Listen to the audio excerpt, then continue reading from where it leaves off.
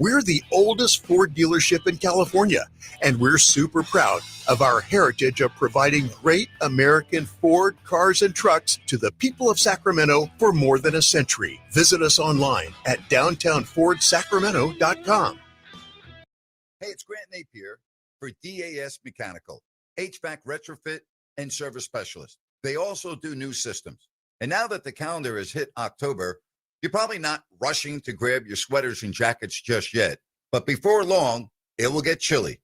Will your heater work to your satisfaction? Well, right now at DAS Mechanical, they have a $69 pre-winter maintenance checkup.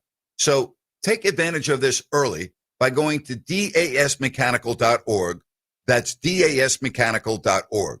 Whether it's for your home or business, with amazing financing options available, including 0% interest for 18 months, this family-owned and operated business since 2018 will take care of your heating and air needs. Take advantage of this $69 pre-winter maintenance checkup now. Go online, dasmechanical.org. You can schedule online, look at their 5-star reviews. That's dasmechanical.org. Investors, keep listening to learn how to get your free gold report. A currency crisis is upon us. The U.S. dollar has been the world's reserve currency for over 50 years, but that is changing. It's time to protect your retirement. Decades of reckless borrowing and spending have critically weakened the dollar. The U.S. has become the world's biggest debtor with over $35 trillion in debt. Plus, the dollar's become weaponized. Countries are dumping it. Investors who wait until it's too late could lose big. There is one safe haven: gold. Diversify your portfolio with a physical asset they can't take away. Call the Reagan Gold Group right now and ask for your free gold guide. Here's our number: 800-941-4184. 800-941-4184. 800-941-4184. That's 800-941-4184. Grant Napear is back every weekday afternoon, 3 to 6. This is Fox Sports, KSAC 890 AM Olivehurst, K284CM 104.7 FM Sacramento. Good afternoon, ladies and gentlemen.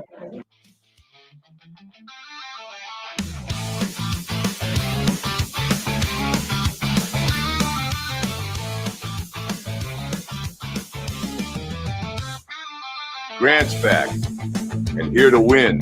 It's the Grant Napear Show on Fox Sports Radio Sacramento. Now, Grant Napear.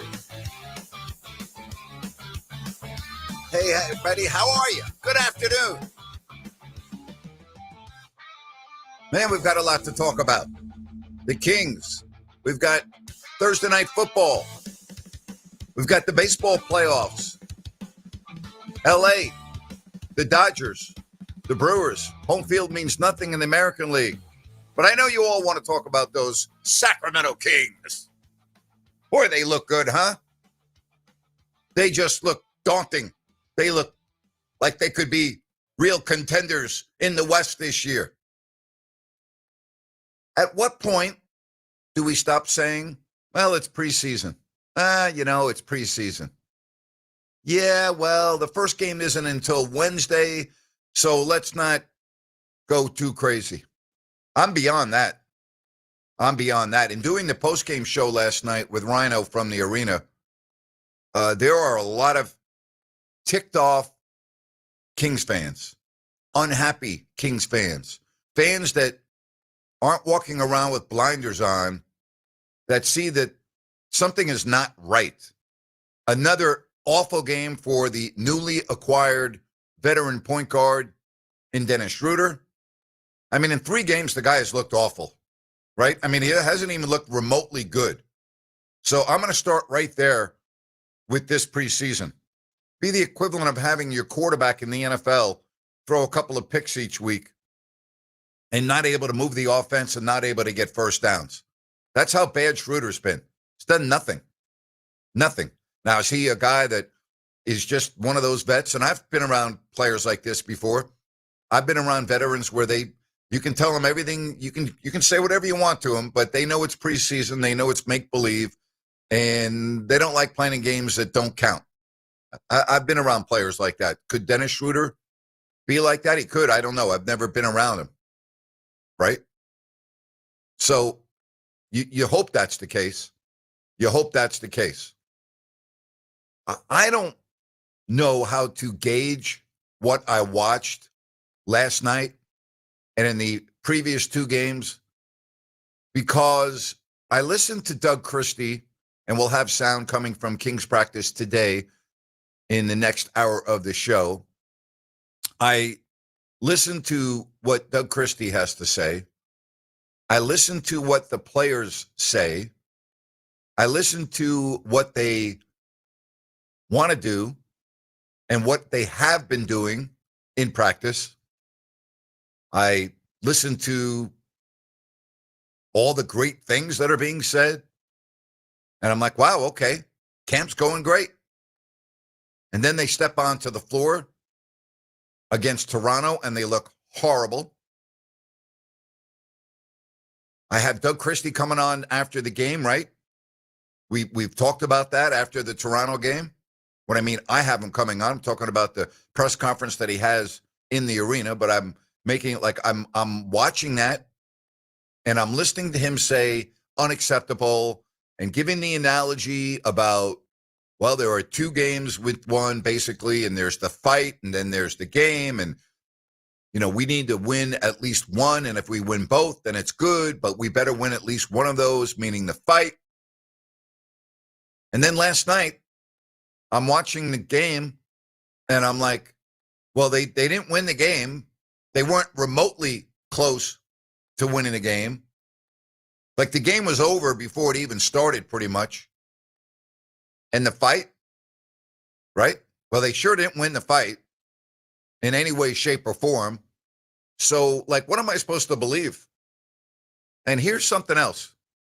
So, Doug has a pretty clear vision of how he wants his team to play, like most coaches do. Easier said than done, right? I acknowledge that.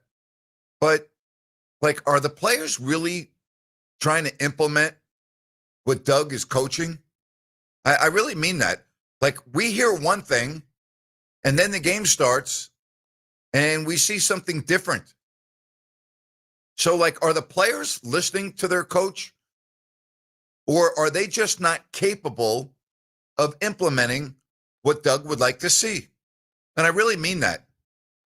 It's just like there's already, to me, when I look at this team, there's something wrong. Like there's a disconnect. And no Keegan Murray, we know that.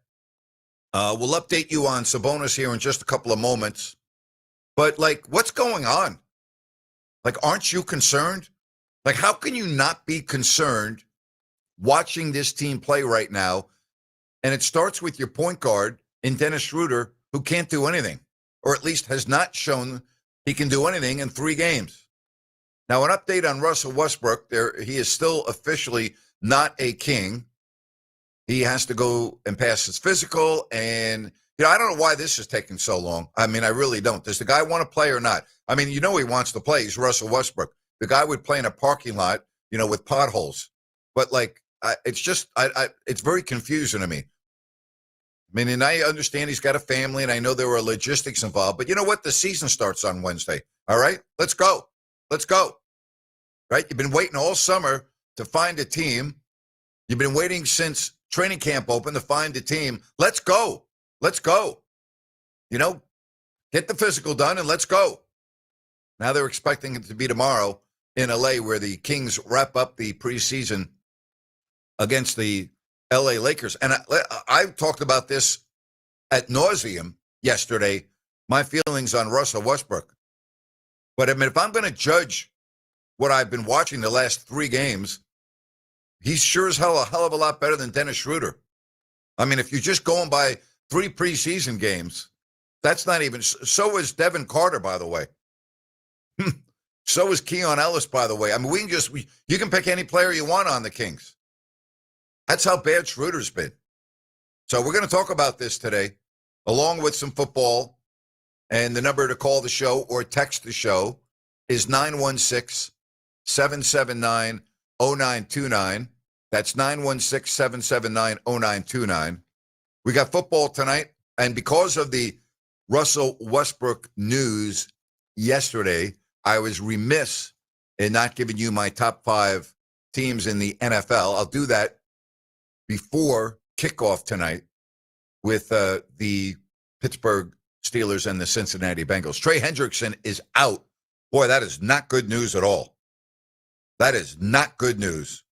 Trey Hendrickson out for Cincinnati. So we'll see if the Pittsburgh Steelers can go to 5 up and 1 down. But I'm serious about this. I really want to get your take on whether we can just keep saying that it's preseason for the Kings and, well, gee, it's tough to judge this team.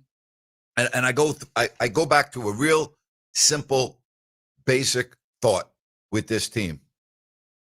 I hear one thing at practice, and I see something completely different when the preseason games start. Completely different. And then I listen to the players after the game and the coach after the game, like Zach LaVine last night, who, by the way, has had a tremendous preseason, talking about, well, we've got to do this and we've got to do that and we've got to get better here and we've got to figure it out. And you know, he's a guy that's been around the block several times. And if Sabonis is not able to go next week, I don't know how you can beat anybody without Sabonis and Keegan Murray. Now, let's bring in Rhino real quick. You were at practice today. Give us the latest information available as it relates to Domas and where we at with that, Rhino? Yeah, Domas was not present at practice, or at least in the practice facility. He might have been back there getting treatment. But the Kings told us he had imaging done last night. He is expected, and I can confirm it was an MRI now. He's expected to travel with the team to L.A., and an update on the severity of the injury and whether he'll be a go tonight will come out on the injury reports for tomorrow night's game. Whether he'll go tomorrow night. Yeah. So Correct. my question to you is, if he had imaging done last night, then they know. Yes. Like it's not like they don't know. They already know. The fact that he is traveling with the team to LA to me is a positive. Like, I would think that if the hamstring injury, and I'm speculating, this is pure speculation on my part, I would imagine that if it were of, real concern, that he wouldn't be traveling. I mean, why go down there if you're not going to play? It's a preseason game. Or, I mean, why even go down there, period? Well, reckless speculation. What if there's a very good doctor that specializes in hamstrings down there? We just saw Keegan Murray sent to New York for hand surgery. Very good point. You're spot on. That could very well be the case. And again, there will be an update tomorrow. So my own opinion, based on being around and doing this, just like most people that would be able to speculate, they already know what the severity of the injury is. They're just maybe going for, waiting a little bit longer. As you said, maybe seeing a specialist, maybe, I don't know if this is related to last year, but, he dealt with a hamstring injury. I don't want to call it a strain, call it whatever you want, last year, and missed a couple of weeks. So I don't know if this is related, and they're like, well, we really need to get some further, words on this. Yeah, very well could be. And that's where Jonas Valanciunas came up huge for the Kings, Grant. He was able to bridge that gap to get Sabonis back. Yeah, where's he at? In Denver. Okay. Where he fits really well, actually. Yeah, okay, gotcha. So we'll have some interviews coming up in hour number 2, correct? Yes, we will. We got Malik Monk, we have Keegan Murray, and also Coach Christie. And Malik had a very interesting take on what Russell Westbrook might be able to do on the floor besides play the point. We'll get to that later. He played with Russell in L.A. They were teammates with the Lakers, I believe. Yes, Malik said he's one of the best teammates he's ever had. Well, that's good. You like to hear that. Well, he's wasn't good enough to be on a roster until a week before the season, so keep that in mind. But thank you very much. I look forward to all of that, and we'll get everyone caught up on what's going on. I'm reading a lot of text messages coming through. You can call the show as well at 916-779-0929. 0929. That's 916-779-0929. There was must-see TV, and now there's appointment radio with Grant Napear. You're darn right, it's appointment radio every day at 3 o'clock. Thank you very much. And we are going to talk about this basketball team every day, and we are going to tell you what's going on every day, and I'm not going to hold back my opinion. As you well know, I never have, and I'm certainly not going to start here in 2025.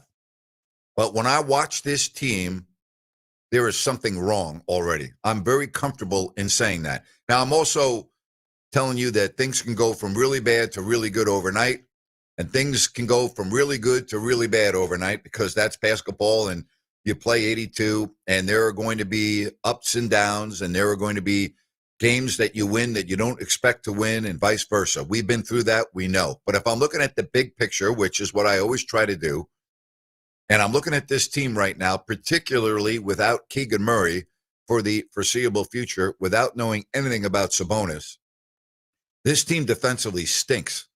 All right? They're terrible. And the only way that this team is going to be able to win some games is to outscore the other team. And you can't do that with Dennis Schroeder playing as poorly as he's played in 3 games. You just can't. It's not possible. So he needs to start playing well, and that needs to be tomorrow. All right, I need to look at a Sacramento Kings team tomorrow without even knowing what the lineup is going to be for the Lakers. I don't care. Dennis Schroeder needs to show us something in his 4th and final preseason game. All right, I want to see that he looks like he's a good fit on this team. I'll tell you the guy that I better even than I thought is Nick Clifford. I mean, the guy shows you something every single game. And you think about where he's at in his rookie season, which hasn't even begun yet, but I'm looking at preseason. I'm looking at what he did in Summer League, and he just looks to me like a wow guy. That's what I see in Nick Clifford. He looks like a wow. For somebody that has never played in a regular season NBA game, he looks like he really belongs. Max Reynaud, I mean, the development hasn't been as good as I would have liked, but I'm also keeping in mind where he was taken in the draft, the position he plays, his body, and everything else. I do see skills there. It's not like I don't see skills, but I'm not so sure that I'm ready to anoint him as, a guy that's going to be playing the same number of minutes as Nick Clifford. I think he'll get there, but right now I'm not so sure. So the big news is going to be tomorrow. It's not today. When we find out, when the Kings release information pertaining to Sabonis's injury, the severity, if he will miss time, how long, and so on and so forth. But if we're really going to talk about an MRI, you don't do an MRI, although now they do, but I don't want to talk out of both sides of my mouth. If they gave imaging, then the reason why they did imaging is, well, for obvious reasons, okay? So there is something wrong with him. We just don't know to what severity. Is it going to be a couple days? Is he going to be able to play on Wednesday night when the Kings open up the season in Phoenix? Is he going to be able to play then? If not Wednesday, would he be able to play Friday in the home opener against Utah? If not then, would he be able to play the following game against the Lakers? If not, would he be able to start playing on the road trip? I mean, these are all questions that will probably be answered tomorrow. I'm going to just speculate and say when we're talking about a hamstring, unless it was just like a cramp, which if that were the case, I don't think he'd be getting an MRI. I don't have a good feeling about this. I'll just say that. And I have no reason. I don't have any inside information. I don't know. I didn't talk to Domas. I'm just going by what's out there. All right. I just don't have a great feeling about him being available to play next week. And I hope I'm wrong. Boy, do I hope I'm wrong, because they need Sabonis. Let's say hello to Jeff in Auburn. Hi, Jeff. Hey, Grant. How you doing? Good, Jeff. What's up? You're right on about the Kings. They haven't come out ready one time in the preseason, and they just keep being blown out, and they can't even make a three. Can't do anything. I'm not worried about not making a three. That doesn't bother me because this is a make or miss league, and teams always go through shooting slumps, and so it's like a baseball team that goes through a slump from 1 through 9. That doesn't bother me. What's happening on the defensive end bothers me. Yeah, you're exactly right. They just don't look ready. I mean, you think, Rhino listening goes to the practices and making all these good reports, and I haven't seen anything good other than, like you said, Clifford. But it's just pathetic what's going on right now. I hope they get it. Well, Zach around. Levine's been very good. Zach Levine's had a really good training camp, and he's looked good in all 3 games. Yeah, he's looked the best. But other than that, there's not been too many bright spots. But I hope they get it turned around, and I hope Sabonis isn't hurt for too long. So I hope not. That'd be a bummer. Thank you, Jeff. Have a good afternoon. Appreciate that. If you want to call the show, do so. If you want to text the show, same number, 916-779-0929. We're going to be talking some football in hour number 2 with Chris Landry from LandryFootball.com. I'll give you my top 5 NFL teams as we get ready for another week of games. Tonight, you've got some football, and you've got baseball going on in L.A. with the Dodgers and the Brewers. Hey, I want to talk to you about Village Financial Group and their broker and owner, and Spence, who I've known for, 25 years now. That's when he began his family-owned business. And if you're looking for a home equity line of credit, or you're buying or selling a home, Spence is very creative when it comes to financing. He's a financing specialist, and he has access to private money. Call or text Spence at 916-805-4868. That's 916-805-4868. And be sure and call for the investor special. You can also go online at vfgloans.com, and you can find over 9,000 properties available for purchase. It makes sense to call Spence at 916-805-4868. Village Financial Group, looking out for your best interest. Call me now. Is it just preseason? Don't worry about it. Or are you worried if you're a Kings fan? Or you can text me at 916-779-0929 right here on Fox Sports Sacramento.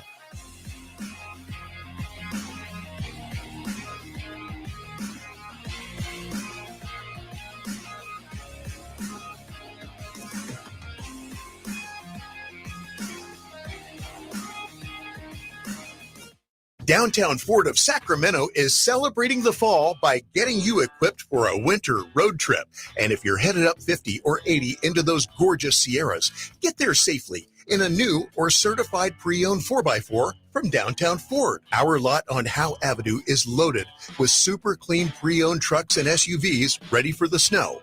F-150s, Rangers, Explorers, and the super hot Ford Maverick. And if there's a particular type of vehicle you've dreamed of owning someday, Downtown Ford probably has a used version of that same vehicle for a substantially lower price. Downtown Ford backs our pre-owned vehicles with an available 10-year, 100,000-mile extended service contract. We're the oldest Ford dealership in California, and we're super proud of our heritage of providing great American Ford cars and trucks to the people of Sacramento for more than a century. Visit us online at downtownfordsacramento.com. Looking for the ultimate night out? Welcome to HQ Showgirls, Sacramento's premier adult gentlemen's club. We're the only topless club between Reno and San Francisco serving alcohol, beer, wine, and champagne. All inside over 6,000 square feet of pure excitement. Planning a party or a VIP night? Call our VIP manager now at 916-389-0199 to book your table. Come experience the energy at HQ Showgirls, 851 Richards Boulevard, Sacramento. Open 9 p.m. to 3 a.m. Sunday through Thursday and until 4 a.m. Friday and Saturday. Visit HQNightclub.com, where the night begins and never stops. For For more than 4 decades, Sierra Pacific Home and Comfort has been trusted by home and business owners for their professional expertise in heating, air conditioning, and solar energy. Your home is your castle, and at Sierra Pacific, we thank you for 40 great years of trusting us to protect your castle. Sierra Pacific Home and Comfort, solar, heating, and air. SierraPacificHome.com. Sierra Pacific Solar Heating and Air. The guys in the big red trucks. Wouldn't it be great if life came with a remote control? You know, you could hit pause when you needed to, or hit rewind, like that time you knocked down that wasp's nest. Uh-oh. Or that time you forgot to roll up your windows in the car wash. Fantastic. Yeah, a remote control would have come in handy then. Well, life doesn't always give you time to change the outcome, but prediabetes does. With early diagnosis and a few healthy changes like managing your weight, getting active, stopping smoking, and eating healthier, you can stop prediabetes before it leads to type 2 diabetes. It's easy to learn your risk. Take the 1-minute test today at doihaveprediabetes.org. Life doesn't come with a remote control. Yikes! So you're on your own with the wasps. You have the power to take control of prediabetes. Visit doihaveprediabetes.org today. That's doihaveprediabetes.org. Brought to you by the Ad Council and its prediabetes awareness partners.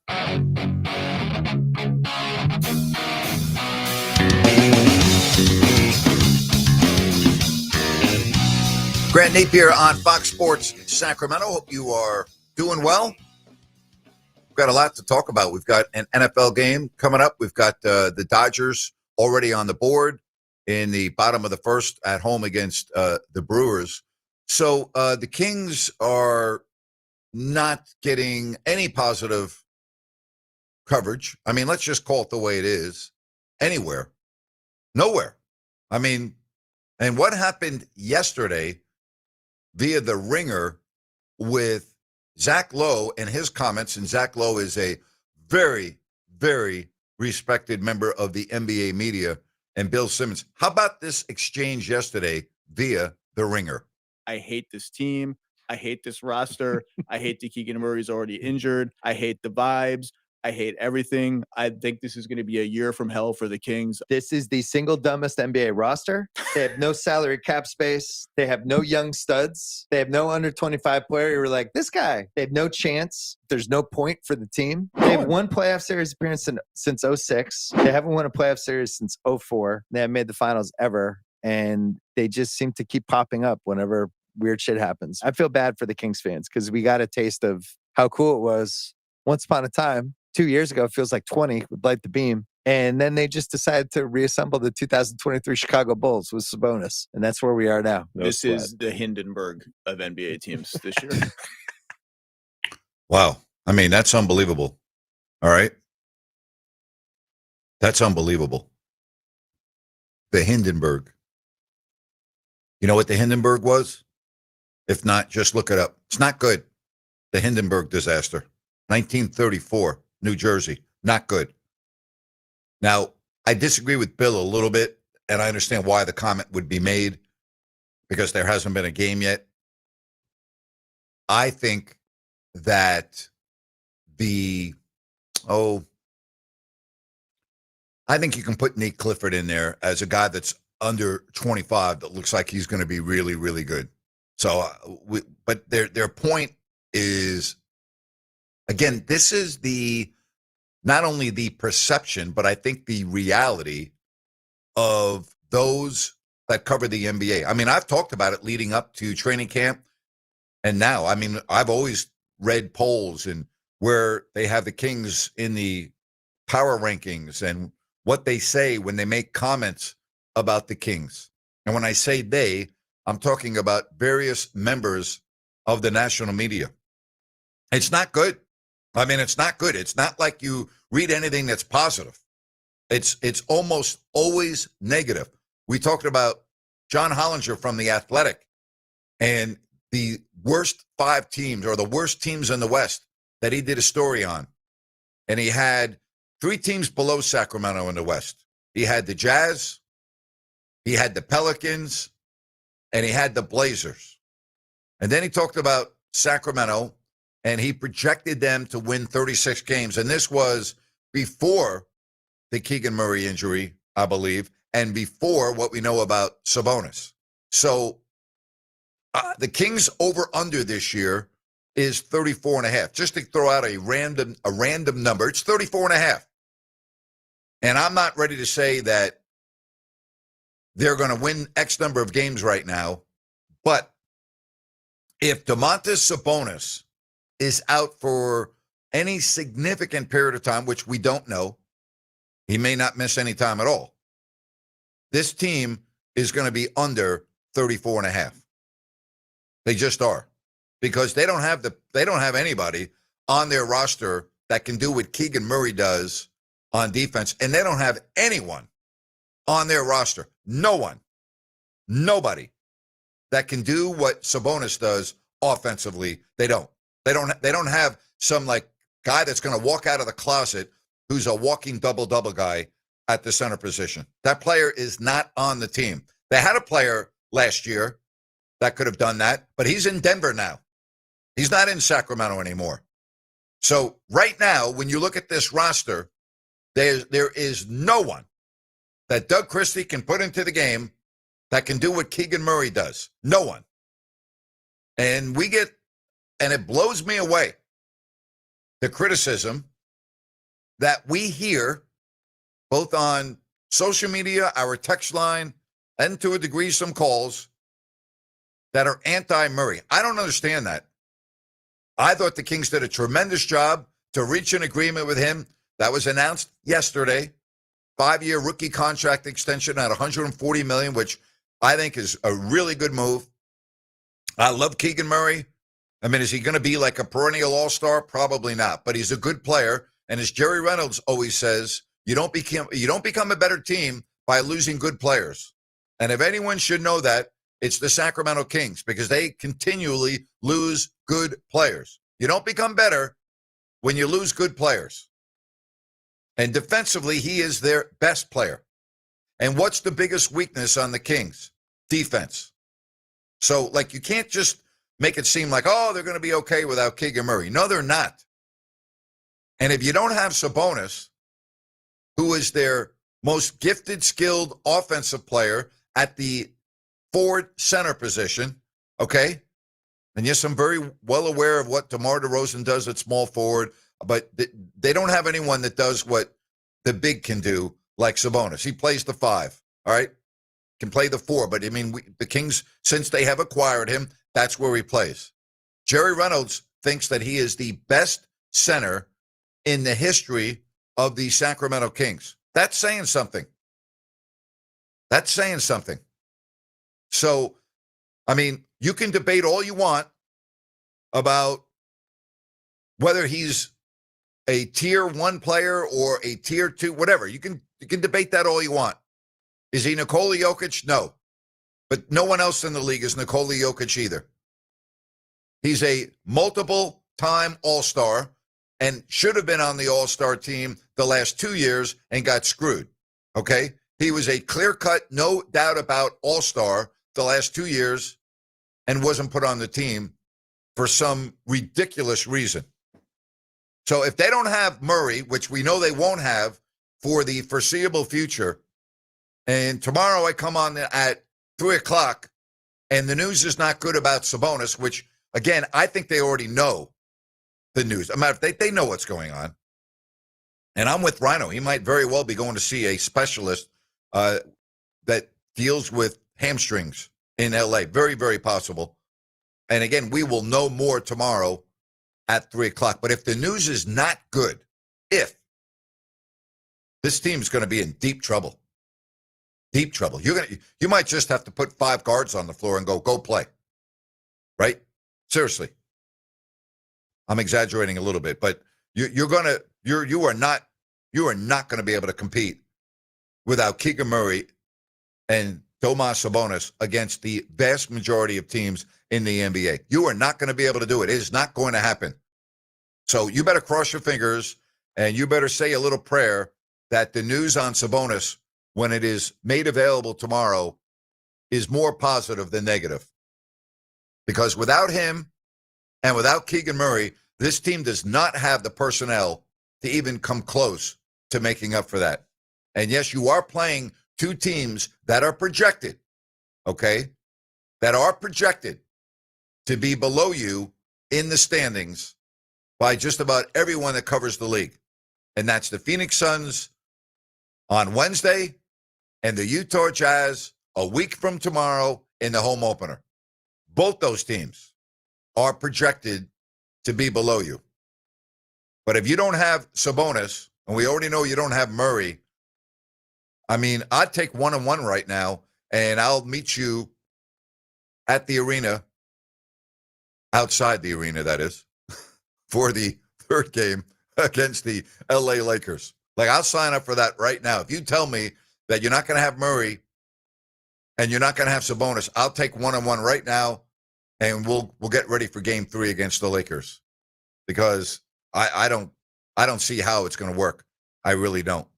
And you can talk all you want about Russell Westbrook this, Russell Westbrook that. You know, it's not like Russell Westbrook's an all-star, okay? And the guy hasn't been playing. So, like, we think that Russell Westbrook's just going to step onto the floor and be like magic? I mean, come on now. All right? Come on now. This message, Grant, looking back, do you think the organization jumped the gun in firing Brown, trading Fox, and firing McNair? Kings media called for McNair's head as well. I thought stability was the best thing for this franchise during that time. Were these Vivek's decisions? We'll love to hear your thoughts. Well, my thoughts are they shouldn't have given Mike Brown a contract extension when they did. I talked about that extensively on the podcast that we do. And before he received a new deal, I said it was stupid. I said there was no reason to give him a new deal and that you needed to start the season. And if things were going well, then you should give him a new deal at some point around the All-Star break. But again, the Kings do things backwards. They don't do things the way you should do them. So, listen, at some point, if you feel that you need to go in a different direction with the head coach, then that's what you do. Do I think that they were premature? Listen, when it comes to the Kings, they're always a mess. And that's the problem with what we're talking about here. Okay, you have the Zach Lowe's of the world and the Bill Simmons that have millions of followers. You know, Bill's got over 5 million followers on X. And they rip the Kings to shreds. And even if it's not reality, which in this case I think it is, but let's just say it's a little bit over the top, it's a little bit exaggeration, then that's what people hear, and they just automatically look at this franchise as a dumpster fire. Now, as far as the media calling for McNair's head, I know firsthand that the general manager of the Sacramento Kings walks around with handcuffs on. I know it. I lived it. Okay? So I'm not like guessing on that. And I know, and I'm one of the few people in the media that understand what Monte McNair was going through. Okay? I've lived it. And so if the media is calling for an individual's head, they don't really know what's going on behind the scenes in this particular case. But they had been there, and Monte had been there long enough. I think he made a lot of good moves. I think that the Fox trade, in hindsight, was premature. I think they could have done much better had they waited until the summer. But what's in the past is in the past. And that's where we're at right now. Let's get to Dorian before we get to the break. Dorian, you're on with Grant, Fox Sports Sacramento. What's up, Grant? What's up, Rhino? Personally, I think what Monte McNair did as a GM, I think he did a really good thing here in Sacramento. I think the last move, trading Fox, again, premature. You're much better off as an organization waiting till the very end of the season to get more value from Fox. The Kings definitely didn't get enough value for what they got for him. But again, that's in the past. Personally, Grant, what the national media says about Sacramento, I could honestly care less. I mean, I'm 32 years old now. I've been a fan my whole life for the Kings, and it's always been just negative things besides the early 2000s run. But the Kings haven't done themselves any favors in regard to not having negative things said about them in the national media, because they've been to the playoffs one time in 19 seasons. It's the truth. They deserve all the credit. They deserve all the criticism they receive. I agree. I totally agree. And I don't really know much about Bill Simmons or any of the people that talk about stuff in regards to Kings basketball, because they don't live in Sacramento. They don't know what it's like to be in Sacramento. I mean, I remember a couple years ago during the Beam Team season, I mean, the TNT crew didn't even know who Trey Lyles was or Terrence Davis was when they were going off against the Knicks. Like, I'm not saying that the national media isn't reputable, but they don't know what it's like to be in Sacramento. I mean, I'm sure those guys didn't even play sports in high school, so like whatever. But nonetheless, Grant, like I was watching your post game stuff and your post game comments about Doug Christie and about possibly the Kings tuning out what he's saying. I don't think that he's lost the locker room or that the players are tuning out what he's saying. But I do believe that his messaging isn't resonating with the players because he's talking about a lot about like battles and fights and like kind of having these analogies that don't really equate to professional sports. I mean, yeah, that might resonate to Nick Clifford, who's 21, 22 years old, 23 years old. But to someone like DeMar DeRozan or a lot of older veteran players, like equating battles and fights to basketball, I mean, you're better saying that in a high school or college locker room where you're going to motivate players. But like, if you're trying to motivate your professional athletes, your team to play basketball and play hard, one, you shouldn't be in the league. And two, you probably shouldn't be coaching in professional sports. Those are just my thoughts. Thank you, Dorian. And the other aspect of that is, especially in the preseason. We'll come back. We'll have more Kings news right here on Fox Sports Sacramento. Hi, it's Margot from Bennett's Restaurants. Looking for the best happy hour in town? Head to Bennett's, where every day from 2 to 6, you'll find flavor, fun, and serious value. It is what it is. Enjoy it's okay. over 10 Hopefully wines by the glass, country club style cocktails like lemon drops, skinny margaritas, and crave-worthy share plates, short rib tacos, chicken wings, calamari, and more, starting at just $6. It's upscale without the uptight. 3 locations: Roseville, Rockland, and Sacramento. Join us today or check out the menu at bennettsrestaurants.com. Fox Sports Traffic as we take our first look at the roadways. Got a traffic hazard being reported on US 50 just on the approach to 65th Street. Give yourself a couple of extra minutes to work your way through there. Starting to see some heavy rush hour delays, especially on the eastbound side of I-80, anywhere from, let's call it Richards Boulevard as you make your way to the top of the town freeway intersection. So give yourself that extra bit to work your way through it. With twice an hour traffic, I'm Andy Bass for Fox Sports Sacramento.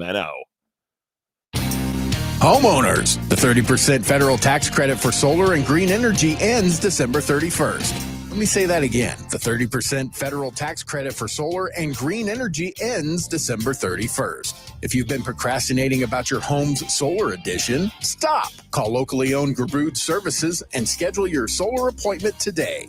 Gabroods is the recognized Northern California specialist for everything electrical, panel replacements, whole house fans, generators, and especially residential solar installation. Gabroods experts do it all, and they do it right the first time. The 30% federal tax credit ends soon. Stop procrastinating. Call Gabroods and schedule your appointment for solar now. Family owned and operated for 30 years. Visit Gabroods.com. Gabroods, G-U-B-R-U-D-S. Call the good dudes at Gabroods, G-U-B-R-U-D-S, Gabroods.com. Hey, it's Grant Napear for DAS Mechanical, HVAC retrofit and service specialist. They also do new systems. And now that the calendar has hit October, you're probably not rushing to grab your sweaters and jackets just yet. But before long, it will get chilly. Will your heater work to your satisfaction? Well, right now at DAS Mechanical, they have a $69 pre-winter maintenance checkup. So take advantage of this early by going to dasmechanical.org. That's dasmechanical.org. Whether it's for your home or business, with amazing financing options available, including 0% interest for 18 months, this family-owned and operated business since 2018 will take care of your heating and air needs. Take advantage of this $69 pre-winter maintenance checkup now. Go online, dasmechanical.org. You can schedule online. Look at their 5-star reviews. That's dasmechanical.org. Wouldn't it be great if life came with a remote control? You could hit pause when you needed to, or hit rewind. Like that time you knocked down that wasp's nest. Uh-oh. Or that time you forgot to roll up your windows in the car wash. Fantastic. Yeah, a remote control would have come in handy then. Well, life doesn't always give you time to change the outcome. but prediabetes does. With early diagnosis and a few healthy changes like managing your weight, getting active, stopping smoking, and eating healthier, you can stop prediabetes before it leads to type 2 diabetes. It's easy to learn your risk. Take the 1-minute test today at doihaveprediabetes.org. Life doesn't come with a remote control. Yikes! So you're on your own with the wasps. You have the power to take control of prediabetes. Visit doihaveprediabetes.org today. That's doihaveprediabetes.org. Brought to you by the Ad Council and its prediabetes awareness partners. Snakes, zombies, public speaking. The list of fears is endless. But the real danger is in your hand when you're behind the wheel. Distracted driving is what's really scary and even deadly. Eyes forward, don't drive distracted. Brought to you by NHTSA and the Ad Council.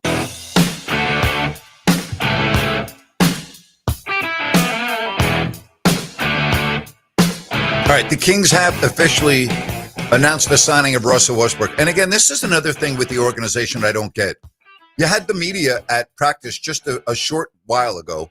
Okay, why not just tell people you expect to get it done today instead of telling everyone that it's going to be tomorrow in LA? It just doesn't make any sense. Like, just do it the right way, would you? Run the damn organization the right way, for crying out loud. All right, here's what Scott Perry said, quote, Russell embodies the identity he was striving for in Sacramento. His resume speaks for itself, and I'm excited to work with someone so accomplished who is fully committed to competing and winning.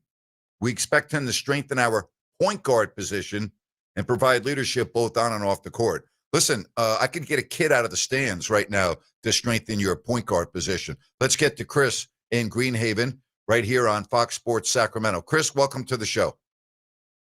Mr. Napier, how are you, sir? Good. How are you? Oh, I'm excellent. I'm actually seeing the sunshine for the first time because I locked myself in the house after the last 2 weeks with the Chargers' performance. But I hate to change the subject, but I have two questions for you, if you don't mind. Yeah. I'm a little surprised that the Chargers are favored against the Colts, and I just am curious as to what you think may happen in that game. Well, I'm concerned still about the Chargers' offensive line, and they started so well. And, we know when Joe Alt went from right tackle to left tackle, again, for necessity, they looked like they could withstand that. That was a real issue in their first loss of the year when Alt got hurt early in that first half against the Giants. And I thought that was the main reason why they lost the game. This is part of the NFL season and what happens when you lose key pieces. And when I look at the Chargers, they're supremely coached.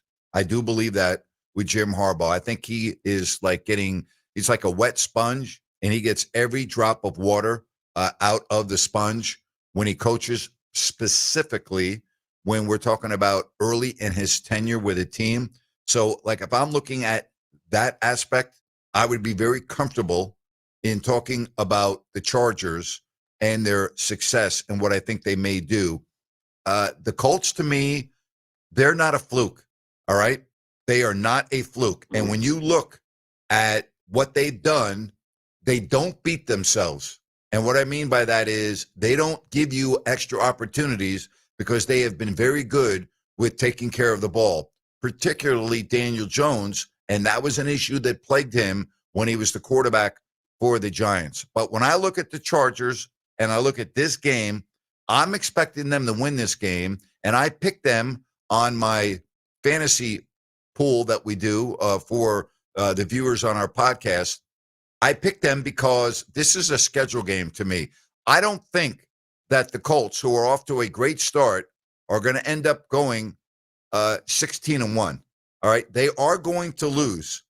And Joe Alt did not practice yesterday. We don't know about his availability for the game. He is questionable. They need to get their offensive line stable. Also, Trey Pipkins is questionable. They need those guys up front, but they need Alt on the field.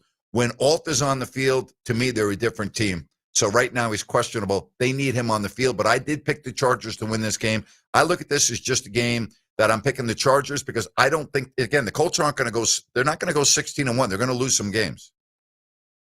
Awesome. And I'm glad you said that. I mean, Rhino always tells me that the Chargers don't have a home game, so I'm glad you said that. And The second question I Well, they have, don't. Grant, is right. Exactly. And I just want your advice on something, so that I don't finish last the next 10 years in my fantasy league like I have been. Do you think I should choose different players besides the Chargers in my first 5 picks? Shout out to the Rock'em Sock'em League. Well, I don't play fantasy football or fantasy basketball or fantasy sports. I never have. And I don't even know how it works. Like, I don't even know how the point systems work. But if I did, my entire team would be the New York Giants. I could never have. That's the reason why I don't play fantasy. No, I'm just telling you right now. I can't. You think I'm going to have a player on Philly or Dallas or Washington or, San Francisco or Green Bay? Like, I got to root for those players to do well on Sundays? Are you kidding me? I'm not doing that. There's not that's like against my religion. I can't do that. I love you, Grant. Thank you for your time. Thank you. I can't do it. I got all my friends, they play, fantasy this, fantasy golf. And, they're at the sports bar watching all of the games. And, 1 week they're rooting for, I got a really good buddy. He's from Minneapolis. All right. And he's one of these guys that Ryan would not like because he has like 10 different jerseys that he wears when he shows up to watch these games. Like 1 week, he's got a Niners jersey on, then a Chiefs jersey. And I give him a hard time, too. I'm like, Bob, really, what are you, a kid? Grow up, would you please? And, he's in 2 fantasy leagues. And I'm like, I'm watching him watch games. I'm just like, well, I guess whatever it takes to get involved in the NFL, right? But I can't do it. No way in the world I'm ever going to do it. So, yeah. But I did pick the Chargers. And Ryan's 100% spot on. They don't have any home games. I picked them to win. All right, so Rhino, I want to get back to what we were talking about in the first segment. It wasn't that long ago that you were at the arena. We're going to have sound from Doug Christie, Malik Monk, and practice coming up in the next hour after Chris Landry. But they were leading everyone to believe that the Westbrook signing would be tomorrow, correct? Yeah, I was told prior to us going into practice by one of the sources that not to expect anything else on the Westbrook front today.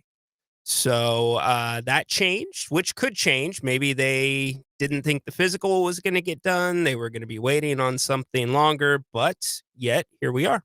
All right, well, good. So then I would expect him to be on the court tomorrow at shoot-around in L.A.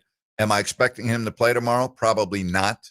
I mean, like, you don't have to have Russell Westbrook on the floor to know whether he can play or not. I think we're beyond that point in his career, considering that he's starting his 18th year in the NBA. But it will be very interesting to see how they ramp him up and get him ready to go for the start of the season. Because if Sabonis cannot play in the opener Wednesday, you're going to need players that do know how to play regardless of what their last name is. You're going to need bodies on the court, and it really doesn't matter at this point what position they play. And so that will be part of the process. I mean, that's how I look at it. All right? That's how I'm looking at it. All right. Again, if you want to get in on the show, 916-779-0929. Let's get to Jeremy in Sacramento. Hi, Jeremy. Hey, Grant. Welcome back. Thank you, Jeremy. I was just going to say, Chris is a very articulate man. Too bad he's a Charger fan. And I think he's always going to finish last in fantasy football. That's all I got, Grant. All right. So obviously a friend calling up to give him a hard time over the airwaves. You could text him and give him that message too. I'm just letting you know.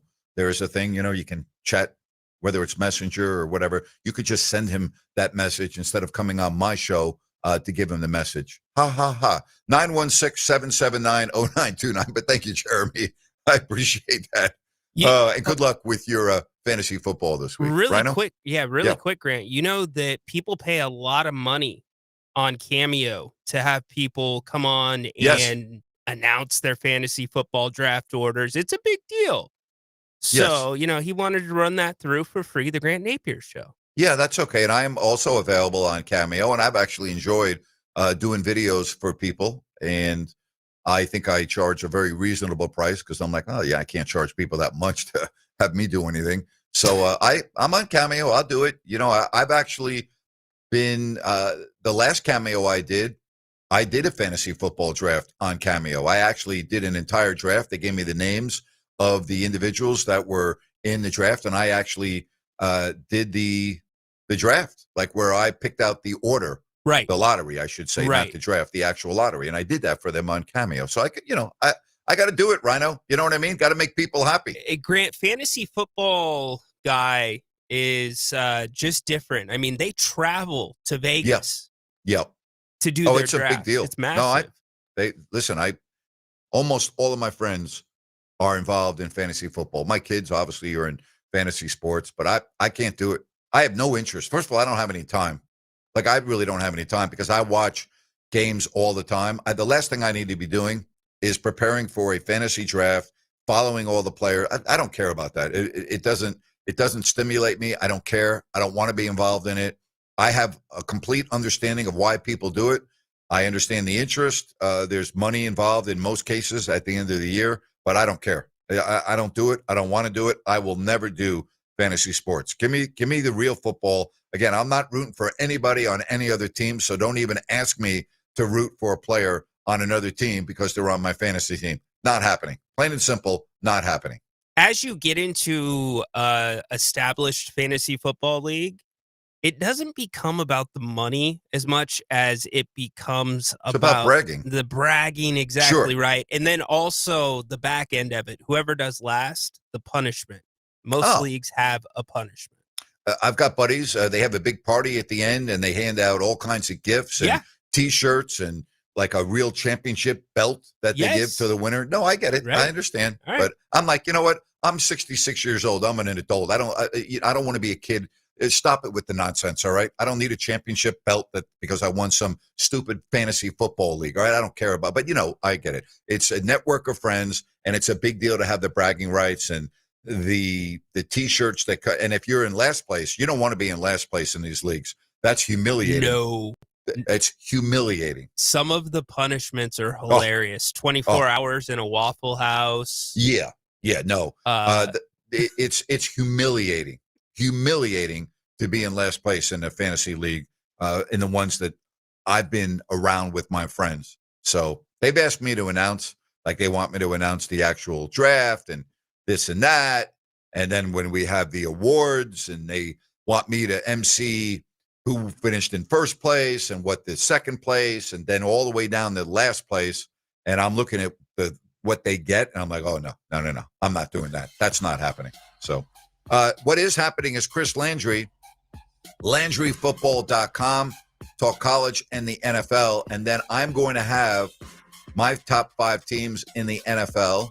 Then we're going to have sound next hour from today's practice before the Kings left for LA, where they'll play their final preseason game. All of that. But Chris Landry coming up next year on Fox Sports Sacramento.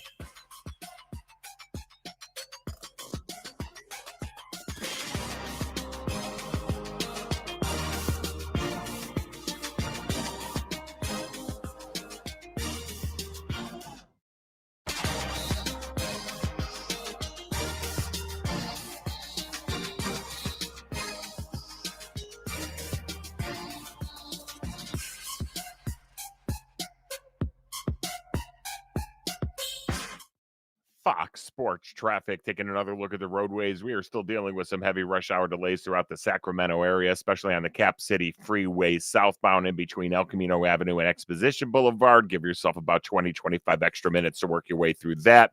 US 50 anywhere from Howe Avenue out to the top of the town freeway, maybe even a little bit beyond that. You're still dealing with some heavy rush hour delays as well, so watch out for that. With twice an hour traffic, I'm Andy Bass with Fox Sports Sacramento. Homeowners, the 30% federal tax credit for solar and green energy ends December 31st. Let me say that again. The 30% federal tax credit for solar and green energy ends December 31st. If you've been procrastinating about your home's solar addition, stop. Call locally owned Gabroods Services and schedule your solar appointment today. Gabroods is the recognized Northern California specialist for everything electrical, panel replacements, whole house fans, generators, and especially residential solar installation. Gabroods experts do it all, and they do it right the first time. The 30% federal tax credit ends soon. Stop procrastinating. Call Gabroods and schedule your appointment for solar now. Family owned and operated for 30 years. Visit Gabroods.com. Gabroods, Gubruds. Call the good dudes at Gabroods, Gubruds, Gabroods.com. Downtown Ford of Sacramento is celebrating the fall by getting you equipped for a winter road trip. And if you're headed up 50 or 80 into those gorgeous Sierras, get there safely in a new or certified pre-owned 4x4 from Downtown Ford. Our lot on Howe Avenue is loaded with super clean pre-owned trucks and SUVs ready for the snow, F-150s, Rangers, Explorers, and the super hot Ford Maverick. And if there's a particular type of vehicle you've dreamed of owning someday, Downtown Ford probably has a used version of that same vehicle for a substantially lower price. Downtown Ford backs our pre-owned vehicles with an available 10-year, 100,000-mile extended service contract. We're the oldest Ford dealership in California, and we're super proud of our heritage of providing great American Ford cars and trucks to the people of Sacramento for more than a century. Visit us online at downtownfordsacramento.com. Hey, come on in. Guys. Hi, Jack. In our subdivision? Yeah, I saw your Suburban out front, so I thought I'd see how your kitchen and bath remodel was going. We're delayed. Oh, watch your step. Waiting on subs. Contractors? Yeah. Oh, so you didn't go with Kitchen Mart? No, why? Nothing. That's just why we went with Kitchen Mart. They don't use subs. No subs? No subs? You know, with the exception of something very specialized, Kitchen Mart does everything in-house so they can finish on time and on budget. So your cabinets, countertops, plumbing, drywall, electric, and your contractor pulled permits, right? That's the law. Was he supposed to? Well, you mean supposed to? What'd I say? Sub. Sub? Sub. Remodeling your kitchen or bath? 20,000 ecstatic customers agree. No subs means Kitchen Mart's in-house designers, craftsmen, and installers do it right and finish on time and on budget. Kitchen Mart, with 2 showrooms in Sacramento and Rockland. Call 362-7080 or go to kitchenmart.net for a free home appointment. Kitchen and bath, no one does it better than Kitchen Mart. The most trusted name in kitchen and bath remodeling since 1976. For more than 4 decades, Sierra Pacific Home and Comfort has been trusted by home and business owners for their professional expertise in heating, air conditioning, and solar energy. Your home is your castle, and at Sierra Pacific, we thank you for 40 great years of trusting us to protect your castle. Sierra Pacific Home and Comfort, solar, heating, and air. SierraPacificHome.com. Sierra Pacific Solar Heating and Air. The guys in the big red trucks. Grant's back. Join the conversation every weekday afternoon beginning at 3 p.m. KSAC 890 AM Olivehurst, K284CM 104.7 FM Sacramento.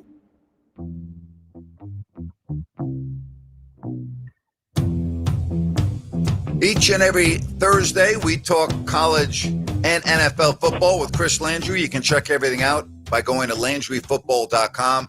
And he joins us right now. Good afternoon, Chris. How are things? I'm doing great. Doing good, Grant. How about yourself? I'd be a lot better if I were a high-profile college football coach, I can tell you that. I mean, have we lost our minds? I mean, seriously, when you look at the Jimbo Fisher payout 2 years ago, we look at what James Franklin, $50 million to walk out the door. Then Indiana just gives Cignetti a new 8-year deal at $93 million.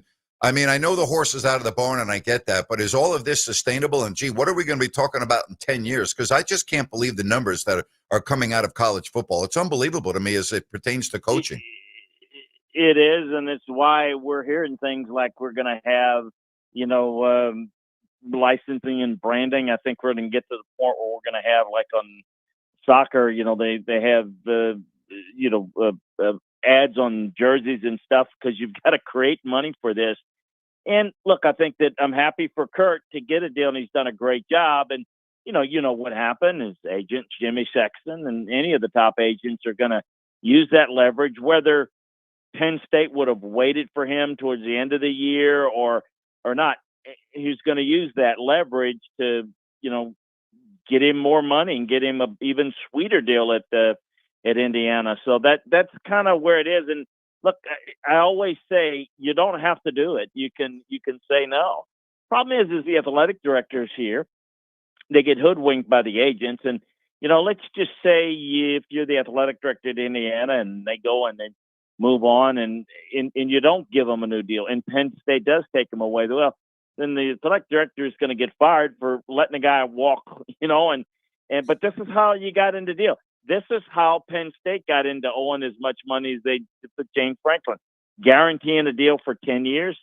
At some point you got to say no, particularly on a guy like James Franklin, and say, yeah, just let it walk. Now, you got some of these contracts are offset, meaning James Franklin may want to coach, and whatever he makes is going to be offset from what he's making. So I don't think Penn State's going to owe the $48 million. But let's say he wants to sit out for a couple of years. It's going to be costly for him. We had a conversation last Thursday about Indiana, and I said to you, are they worthy of the ranking? We both thought they might have been ranked a little bit too high. Do we now have a different opinion after what they did in Oregon? No question about it. I mean, listen, when you go on a road and you take care of a really good team like that, a very talented team, you deserve, the ranking where they are. Now, let's see how they finish, and let's see how they finish up the rest of the season. Look, it's not the toughest schedule in the world, but this team is good. And, if they can finish up, and we'll see how they finish up in the Big Ten. Look, this team looks like a playoff team, and because I think with their schedule, they're going to have a gaudy-looking record. Last year, people just kind of looked at it as well. They had a very soft non-conference schedule, and they got in and they lost to Notre Dame, and that's it. Well, now they look like, to me, to be an even better team than they were last year. The quarterback is very good. They can run the football. The offensive line's good. Defensively, they get after you. They tackle well. They are very well coached. Yeah, it's going to take a good effort to beat them. Heck of a game coming up on Saturday with fifth-ranked Ole Miss going to Athens to take on number 9 Georgia. Your thoughts on this matchup? Well, listen, to me, it's about tempo. Ole Miss wants to get the playoff within, 22 seconds on the play clock. And, Lane obviously can still talk to the quarterback through that whole process before the communication gets cut off. And they're going to want to play more up-tempo. And, obviously they had success last year, but doing it on the road, this is not an elite Georgia team, but they're still physical. So who can win the battle of styles? Georgia's going to want to play line of scrimmage football. They're more physical than Ole Miss, but Ole Miss can spread you out a little bit. To me, it's going to be about quarterback play, and quarterback run's going to be a big part of it for Ole Miss. Look, I like their chances. They're good. I don't think Ole Miss is as good as they were last year, quite frankly, but their schedule might work out if they're able to navigate this. And even if they lose it, I think this game is, believe it or not, more important for Georgia. They're at home. Georgia's lost one. Ole Miss is probably can afford a loss. Not that they're looking at it that way, but they'd have to, obviously still be in good position, even with a loss, to maybe make the playoffs. We're talking with Chris Landry, LandryFootball.com. We talk both college and the NFL, and we'll get into the NFL in just a little bit. LSU at Vanderbilt, and, Vandy kind of had their train derailed a little bit with the game at Tuscaloosa against Alabama, and LSU, the one loss, they can't really afford a loss to Vanderbilt, but do you see this as being a close game? I do. I think it has a lot of potential. LSU still doesn't score a lot of points on offense, so if you don't score a lot of points, even if you're going to win it, it's likely going to be fairly competitive. Look, LSU and Vanderbilt don't play all that often, but this is the last time Vanderbilt's been favored against LSU was 1948. This is hard to kind of believe going into the year that this game would be as competitive, but when you watch it, LSU's help. Garrett Nussmeier is getting a little healthier, but the offensive line's been a problem. They can't run the football very well. Vanderbilt's tough. They're physical. I still think LSU can win this game on the road, but I think it's going to be more competitive than maybe some people think. All right, I want to talk to you about Cam Scatterbo, who's from Sacramento, and I don't know if there's anyone that knows more about the Combine in Indianapolis every year than you. And yesterday I had on the radio voice of the Giants, Bob Papa, to talk about, Scatterbo and everything. So take me back to a player, and even if it's not Cam Scatterbo, but a guy that went in the 4th round. So there were so many factors with a running back with this type of style, correct? So I want you to take me into a front office, a scouting department, and not necessarily the Giants, but the thought process when you have a player that runs with this style and you try to project him of what that will be like in the NFL, but also a shell life of that position and with the physicality that they play with, because I just don't know how long a guy like this is going to be able to play in the NFL with this style. So take me behind the scenes with decision-making with a player like this. Well, there's no question running backs have the shortest shelf life in the NFL. Guys that run like he does and play like he does is going to have an even shorter lifespan. And so it does factor in. And here's the other thing is you have to have a role for a guy like that, which I love the player. I thought he was great. But even when I had him graded, it's not like you're going to jump on him and draft him higher. You just mentioned it. He's not, long term. I don't know what type of second contract this guy's going to get because of the way he plays and the style he is. So I think you have to look at it that way. It's not, I think everybody loved him, but how high do you want to take him? And I think the Giants were just in the right fit at the right time. I think you have to factor that in. There's no question that when you look at the draft, it is supply and demand, like any other business. Quarterbacks are going to be elevated because they're more important. Pass rushers, great pass protectors, great cover corners, guys that score touchdowns consistently, the great receiver, the great tight end type guy that is the playmaker. This guy is really good, but you just nailed it. It's the shorter lifespan that, he's still worth and still has great value, but how much value relative to the other players? That's how you have to look at it when you're establishing value on your draft board. Chris, the Steelers off to a very good start at 4-1. When you look at Aaron Rodgers on film and you break down his first 5 games, what do you see? Not the elite Aaron Rodgers. I don't think this is going to be a deep run in the playoffs type, but they run the football, play good defense. He doesn't have to be great. They've not been great at quarterback for, really since Roethlisberger left. They've not had really good quarterback play. With Rodgers, if he can just be patient, take what the defense gives him, live off the running game, you can win that way. And I don't know that they're good enough to, again, go all the way. But look, they're I think, to me, are still the team to beat in that division, with the Ravens struggling and digging themselves a hole. The Bengals, I think you can pretty much finish them off with a win tonight. And the Browns they're pretty much done. So I think it's going to come down to, being healthy for Aaron Rodgers and the rest of that team entering the playoffs. Should they, again, be able to finish and win out the AFC North? And let's see where it goes from there. But what I see with him is a guy that's playing pretty well, but not extraordinary. You see he can still throw it, but it's not the same Aaron Rodgers that it was in his heyday. Not that anyone expected that. All right, the 49ers, a few weeks ago, they lose Nick Bosa for the year. On Sunday, they lost Fred Warner for the year. And we're talking about 2 of the top players at their respective positions. They can't overcome this, can they? Well, not overcome it to go as far as they have in the past, making a Super Bowl run. No, I don't see that. But, knowing how they play, I can see them being competitive. I still think the team that everyone's sleeping on that's really good is Seattle. I think they may be the team right now that looks the best in that division. But, again, health is a big part of that. So, no, I still think that they'll stay in contention. But no, a deep run, I don't see that. I think that's going to be very difficult to overcome because I do think he was the best linebacker. And to me, they're the leader, guy that gets them lined up. It doesn't eliminate them, certainly, but you want to be all hands on deck if they're going to have a chance, and they're just not in that position at this stage.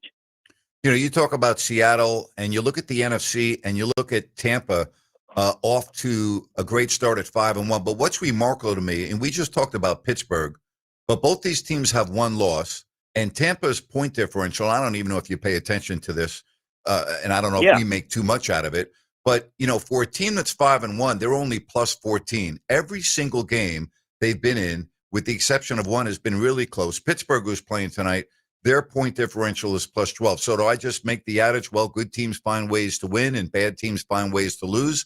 I mean, what is it with Tampa? Because their games have come right down to the wire, and it's really been Baker Mayfield that's come up with huge fourth down conversions in a couple of the games to win. No question. And they've been dealing with a lot of injuries too. And I think that's had an effect on maybe some of those games being close. It is the difference with Baker making big plays. And he has been the biggest difference for them winning some of those games. Because you're right. That record could be maybe a 2-game differential the other way. But because of that, now, you look at it, when I look at them on tape, do I look at them as a great team? I do not. I would be very surprised if they went on the road and beat Detroit. This might be a decisive win for Detroit. I think Detroit's a lot better right now. But Tampa, if they can get back healthy, and they'll get some of those guys back, I think they're clearly the best in the NFC South. So let's start there. And let's start kind of seeing how things play out. Look, here's what it really comes down to, folks, is you see teams ascending and getting better. Some regress a little bit. You got to get to kind of that Thanksgiving period, and from that point on, who can be healthy? We just had the conversation about the Niners. We're having a different conversation about the Niners this year and last year if they were healthy. It's been a mash unit, and it's it. But I think Tampa's situation, they've managed to get by, even though they've had some key injuries. So I think some of the best football still might be ahead. I just don't know that they're going to, end up with a gaudy 14-2 record. I don't see that, or 15-2, I guess it would be. But I still think they're probably a team that'll win, that'll lose maybe 4 games when it's all said and done. But I still think they can be a factor in the playoffs because of Baker Mayfield. Last week, when I had you on, at the end, you touched on Bill Belichick, and you said you had just done a podcast on that. I said, okay, well, let's revisit it in a week. So here we are. On a scale of 1 to 10, 10 being a disaster, 1 being not bad, what number do you attach to Bill Belichick right now, and what's going on at North Carolina? I'd have to put it at a 10. It's a big time disaster. It is, the story behind the scenes is the administration at North Carolina feel like they've been sold a bill of goods. It's kind of like, Bill seems to be detached, not all that interested, seems to be approaching this like he's better than this job. I should be coaching in the NFL, which is not going to happen at this point, and I don't think it would have happened had he even not gotten this job. I think the biggest problem that they have is he has attached himself to his good buddy Mike Lombardi. That's a disaster. Mike's been fired from, I think, 9 jobs in the NFL. He's just a guy that no one has a whole lot of respect for, and he has an attitude about him that, as I always say, if you could buy him for what he's worth and sell him for what he thinks he's worth, you'd be a very rich man. I mean, he thinks he's the sun rises and sets with him. It's been a disaster. People are frustrated. They have very little talent, and they clearly are in over their heads. They don't know what they're doing over there. And I don't know. I look, despite what everybody says, I'd have a hard time thinking that Bill's back next year. But it's going to take somebody coming forward and saying, hey, we're going to have to buy him out. Because Bill has basically hired his sons, hired Lombardi's son, and those are the ones making a lot of money. He set all of them up with good deals, and yet, he's canoodling with his 24-year-old girlfriend in the bye week when most college coaches out there recruiting. It's an absolute mess. In fact, let me revisit this. It's not a 10. It's probably a 12 on the Richter scale. Is there any way he doesn't finish the year, in your opinion, that he gets fired before we get to the conclusion of the year? Probably not, unless something else blows up that's majorly embarrassing. I just would think by the end of the year they're going to have to look at it. Look, we're seeing this happen. We opened the show with it. that's a lot of money they're going to owe him and the staff. And I think they know it's a mistake. So the fact that it's a mistake, how much do they want to bite the bullet? Do they want to give it another year? I don't know. I think a lot depends on what happens the rest of this year on how they play on the field. We're just going to have to see. I don't know. But I can tell you that it's a big time now. Chris, appreciate it. Enjoy the weekend, Saturday, Sunday, Monday. You've got tonight, and we'll do it again next Thursday. All the best to you. Have a great, great weekend. Hey, thanks so much. I appreciate you. Take care. All right, that's Chris Landry, LandryFootball.com. Hey, Village Financial Group. I've known broker owner Spencer Grimmenstein 25 years now. That's when he opened up his family-owned business. And you can call or you can text Spence if you're in the market, buying a home, selling a home, looking for a home equity line of credit. They do it all. And keep in mind that Spence is very creative when it comes to financing. He's a financing specialist, and he has access to private money. Give him a call or, as I said, text him at 916-805-4868. And be sure and call for the Investors Special. And if you go online, vfgloans.com, you can check out everything else associated with his business, and you'll find over 9,000 properties available for purchase. Be sure and call 916-805-4868. It makes sense to call Spence. Again, that's 916-805-4868. Village Financial Group, looking out for your best interest. My top 5 teams in the NFL when we come back right here on Fox Sports Sacramento.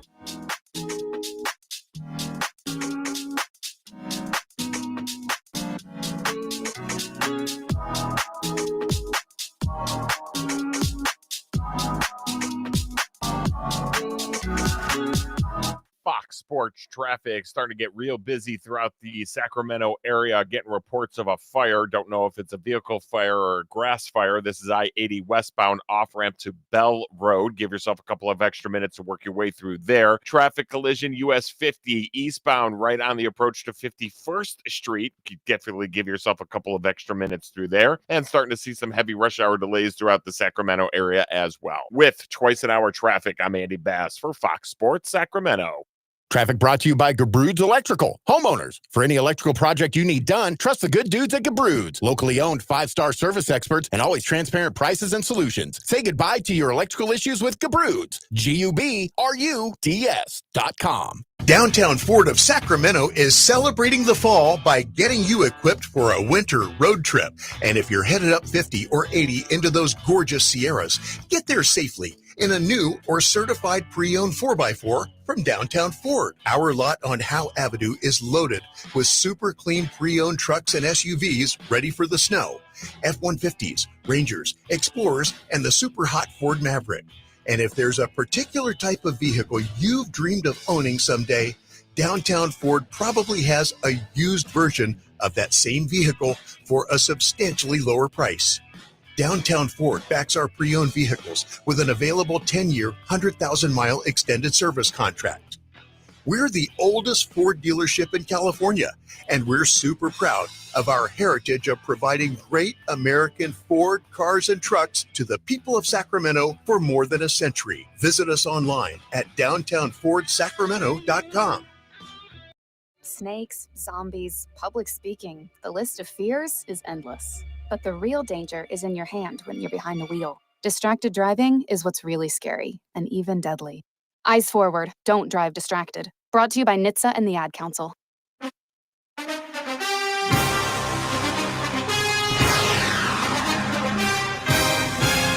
This is hard this week. It's hard coming up with my top 5 teams. And the reason why I say that is I think there are some 4-2 teams that are really, really good.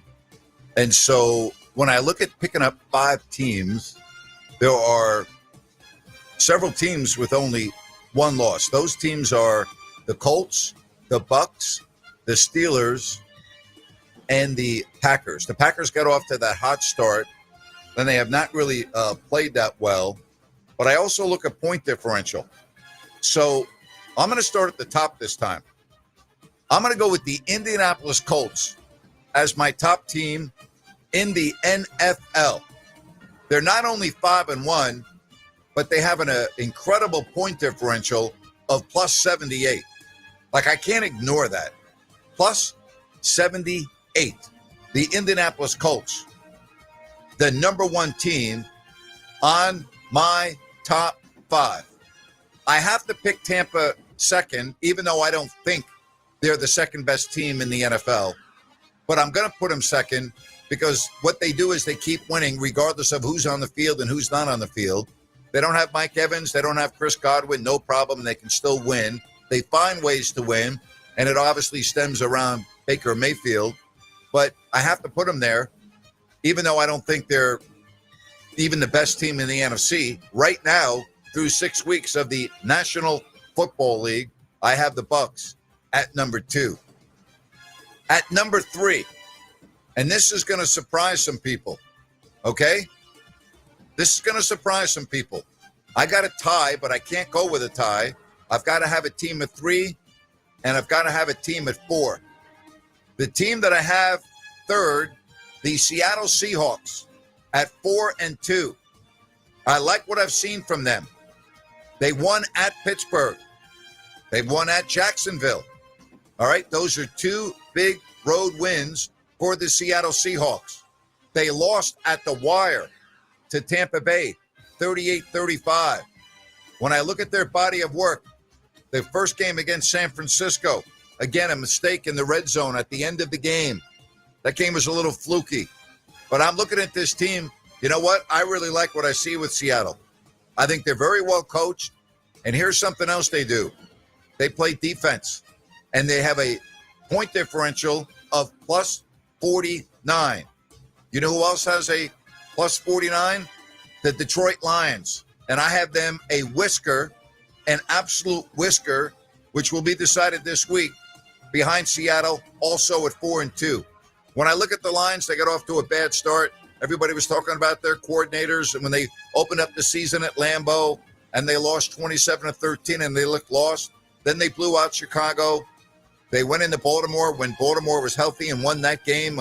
That was a Monday night game, and they scored 38. They had no problem beating up on Cleveland, no problem beating Cincinnati. Then they took a step back a little bit against Kansas City when they lost 30-17. After watching that game not once but twice, I thought they played a lot better than maybe the score would have indicated. So I think the Detroit Lions are a team that you got to be careful. And I agree with Chris Landry. I think they're going to beat Tampa coming up this week. So I have got the Detroit Lions behind Seattle as number 4 in the National Football League. So who would I have at number 5? Philly? No, can't pick Philly. Back-to-back losses. They have not looked good. Can I pick San Francisco? I could, but I'm not. Again, I think that they are getting by, and they've had a lot of injuries, but I'm looking at their body of work. I'm looking at their point differential. Do you know that they're the only team, all right? They're the only team out of the top 8 that have a negative point differential. All right, I'm going to surprise the heck out of some people. You know who my 5th best team in the National Football League is this week? Yeah, I'm taking you to Foxborough. I'm taking you to the New England Patriots. I'm taking a team that's starting to really gel. 3 straight wins. Carolina, 42-13. At Buffalo, 23-20. At New Orleans, 3 in a row. May, their quarterback, playing very well, not turning the ball over. And I'm looking at their schedule at Tennessee, Cleveland, the next 2 games. I like what I'm seeing with Mike Vrabel and the New England Patriots. And I know people are sitting there going, Napes, you're crazy. Where's my Pittsburgh Steelers? Napes, are you watching the NFL every week? Where are the Packers at 3-1-1? Napes, have you watched the Chargers play 6 games? Yeah, I have. I don't like the way they're playing right now. They're going south. The Patriots are going north. I have the top 5 teams in the NFL. Napes, what about Buffalo? Buffalo right now looks terrible. There are my 5 teams. Rhino, I got to bring you in, buddy. I got to ask you, have I lost my mind? Am I completely, do I need to kind of go on vacation and get my mind right and come back and do this again? No, but I do have to question you here. Last week when we had the discussion about the 49ers being in over the Bucks, you said the point differential tells me that they're winning ugly. It's close games. They're playing from behind. But now you're giving a lot of positive love to Tampa Bay at 2 for the exact same thing you complained about last week. Yeah, you're right. But I, at some point, have to acknowledge how a team is winning when they are depleted in certain categories that are skill positions. And the Tampa Bay Buccaneers have had big subtractions on their offense. And so Baker Mayfield is just having an unbelievably special year. So I factor that in a little bit when I make my pick. Now I'm aware that all teams have injuries, and I get that. But boy, when you don't have Mike Evans or Chris Godwin, and you don't have a starting running back, and you're still able to win, I mean, I have to look at that. The Niners have done the same thing, by the way, without Brock Purdy, without George Kittle's, without Jawan Jennings, maybe without Ricky Pearsall. But, listen, if the Niners had won that game in Tampa, I would have had the Niners right near the top of my list. Fair enough. And as far as New England, who's playing better than Drake May right now? Only about a handful of quarterbacks. One named Baker. Drake May has been awesome. He's a top 5 quarterback right now. I think New England is in a decent position to get stronger as the year goes along with a Vrabel-led defense. Yeah, and that division is terrible. Exactly. All right, because the Jets stink, the Dolphins stink, and I don't think Buffalo is even that good right now. They're in a bye week. This is a huge bye week for Sean McDermott and the Buffalo Bills, as they are now 4-2, but they have not looked good. When you think about it, they got a gift. They got it absolutely delivered with a big bow on it in week 1 in that Sunday night game against Baltimore. That game was over, and then Derrick Henry fumbled, and it changed the whole game. So they got a gift there, okay? And they did not play well in a Thursday night game in week 3 against Miami, and the Dolphins are a terrible team. Miami, even though the final score was 31-21, that game was very, very close, and it turned on a roughing the kicker on a punt. It turned the entire momentum of the game around. I'm not so sure that Buffalo wins that game. And then, they beat New Orleans, no big deal. But think about this. We talk about a Sunday night game at home, that big whiteout game. And New England goes in there and they win 23-20. And then on Monday Night Football, you only score 14 points against Atlanta. I don't like the way the Buffalo Bills look right now. I don't like it at all. And Grant, their schedule was front-loaded with home games. Yes. They're playing a ton of games down the road, down the stretch. I'm there with you. I think how much the changes the picks have changed throughout the weeks has been incredible. It's not an NFL where it's like, these are the top. And the margin of error between winning and losing is so small. The Atlanta game, Shaq Thompson had a pick 6 right in his hands. Dropped it. Yep, right in his hands. Would have won the 100% correct. Right there. Had it right in his hands, turned the game around. You're right about Buffalo. 4 or 5 games on the road beginning on the 21st of November. At Houston, at Pittsburgh, home Cincinnati, at New England, at Cleveland. So they are going to be on the road a lot, 4 of 5. You're right about Shaq Thompson. I mean, boy, would he love to have that one back. That would have been 6 points going the other way. Would have been a win. It would have changed everything for him. But instead, they keep driving. Yep. So those are my top 5. Agree or disagree, you can let me know either on the text line or you can call the show at 916-779-0929. We're going to switch gears here in a little bit, and we're going to talk about the Kings. Rhino was out at practice today.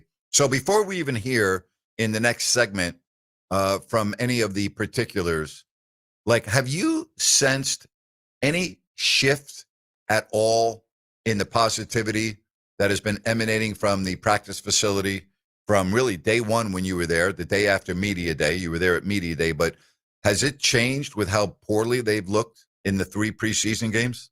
I'm not sure if it's changed with how poorly they've looked or what they've lost with Keegan Murray and now possibly Domantas Sabonis. Today was very tempered. The energy was different. It was a little quiet. It wasn't as electric as it has been in the past.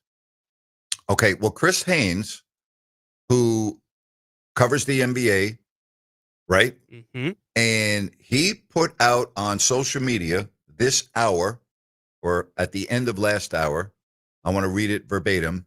Sacramento Kings star Domantas Sabonis suffered a mild hamstring strain, and he'll miss the preseason finale against the Lakers on Friday, league sources tell me. So if you Google, and by the way, the Kings will probably have more on this tomorrow. So that means that Haynes has talked with his agent, and he's releasing this information. So if you Google mild hamstring strain, and again, I understand that we're talking about a professional athlete that has constant care and the most advanced training equipment and et cetera. Okay. If I read this, it says a mild, which is grade 1 hamstring strain, typically takes about 1 to 3 weeks to recover, but it can vary based on factors like individual health and how well the injury is cared for. Correct me if I'm wrong here. I'm doing this off the top of my head, but he had a similar injury last year that was diagnosed as mild and missed 2 weeks, I believe. That is correct. And that was towards the latter end of the season where it's the push to the finish, gonna just go all out. This is the beginning of the season. This is something you can't let linger, Grant. You've got to let it heal properly. Okay, so let's just, for sake of argument, and again, this is purely for talk on the radio, okay? If it were, as Chris Haynes reported, mild, and we are talking about it happened a week before the first game, and we're talking 2 weeks, that means he would miss the game at Phoenix, the home game against the Jazz, mm-hmm. and the home game against the Lakers. Okay, so again, I'm talking about if this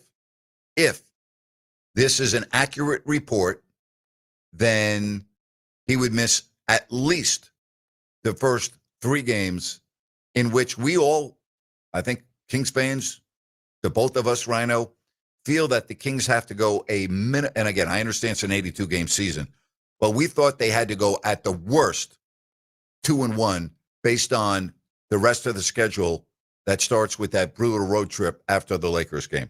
Yes. So you would be without him. This is where actually Malik Monk, something interesting that he said today, with Russell Westbrook may come in. And also, Grant, you got to lean on the rookie.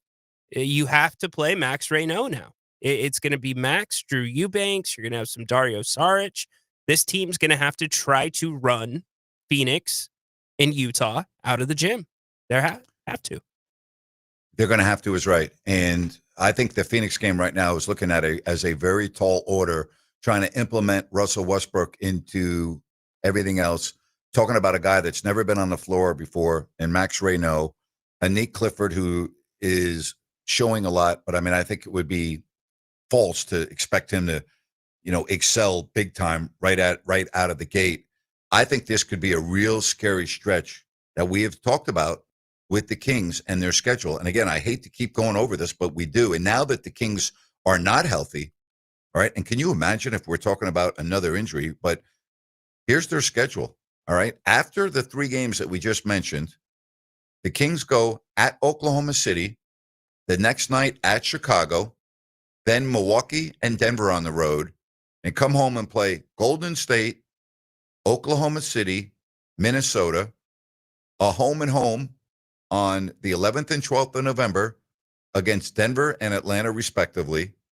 Day off traveling to Minnesota, at San Antonio, at Oklahoma City, the next night against Memphis, day off at Denver. Oh, welcome home.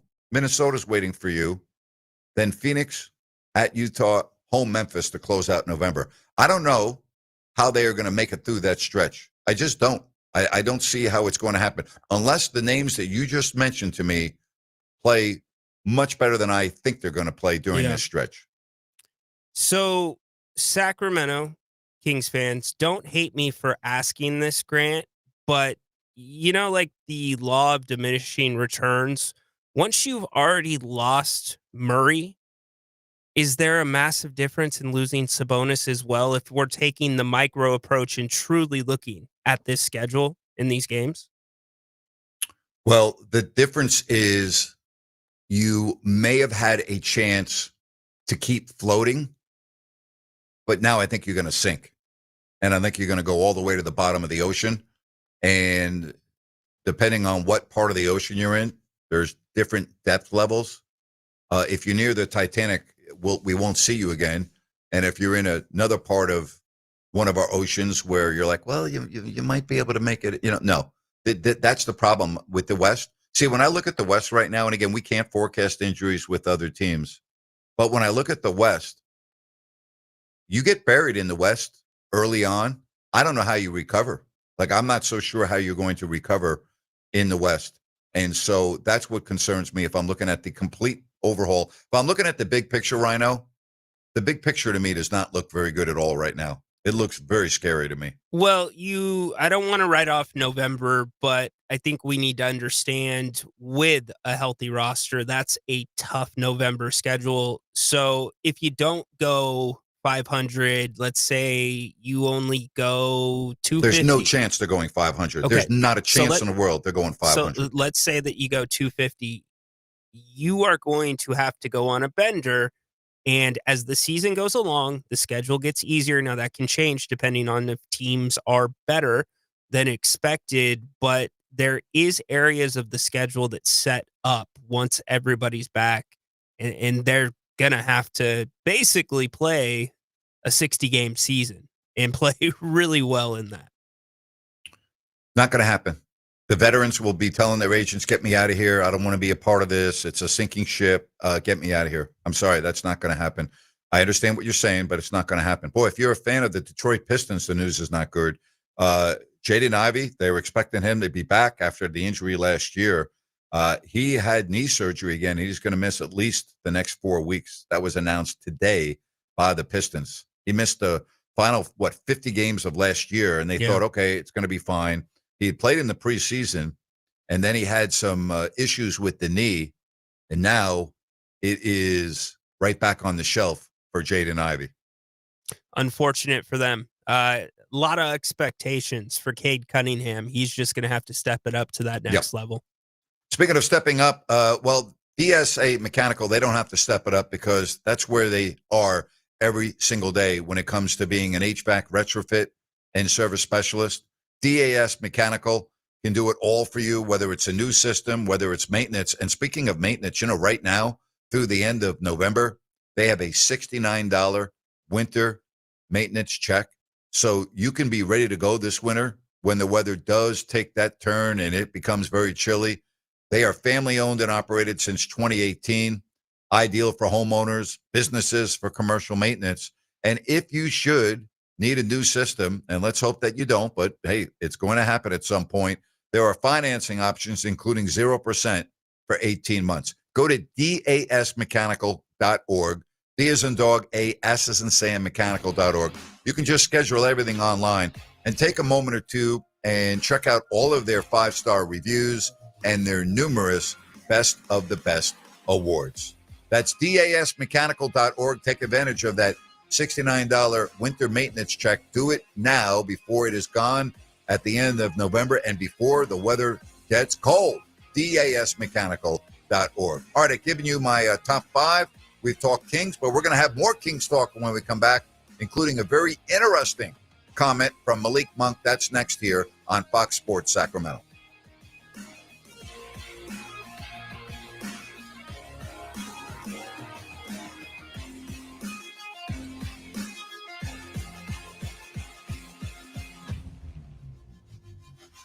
Hi, it's Margot from Bennett's Restaurants. At Bennett's, it's all about bold flavors and fresh handcrafted food served with genuine hospitality. Craving prime hand-cut steaks? We've got them. Fresh salmon, halibut, or giant Mexican prawns? We've got those too.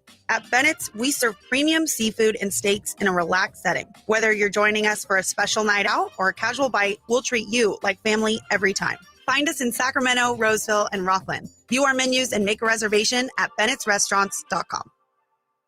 Looking for the ultimate night out? Welcome to HQ Showgirls, Sacramento's premier adult gentlemen's club. We're the only topless club between Reno and San Francisco serving alcohol, beer, wine, and champagne. All inside over 6,000 square feet of pure excitement. Planning a party or a VIP night? Call our VIP manager now at 916-389-0199 to book your table. Come experience the energy at HQ Showgirls, 851 Richards Boulevard, Sacramento. Open 9 p.m. to 3 a.m. Sunday through Thursday and until 4 a.m. Friday and Saturday. Visit hqnightclub.com, where the night begins and never stops. Downtown Ford of Sacramento is celebrating the fall by getting you equipped for a winter road trip.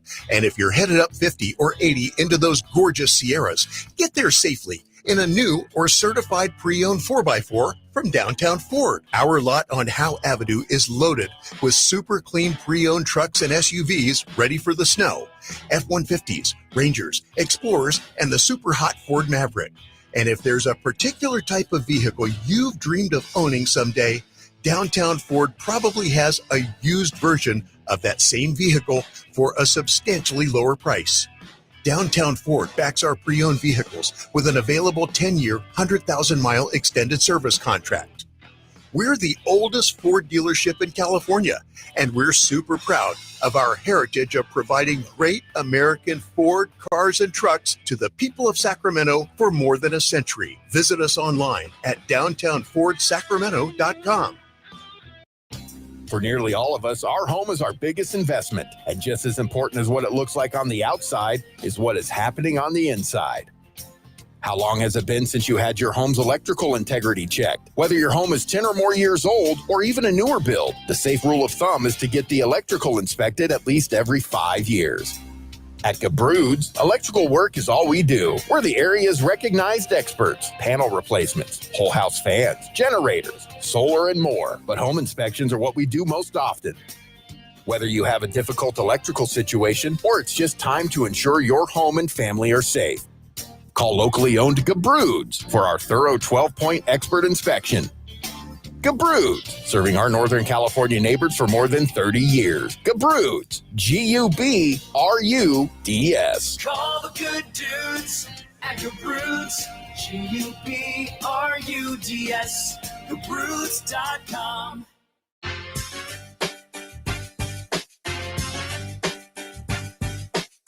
Don't forget, Grant's Rant is coming up at 5 o'clock.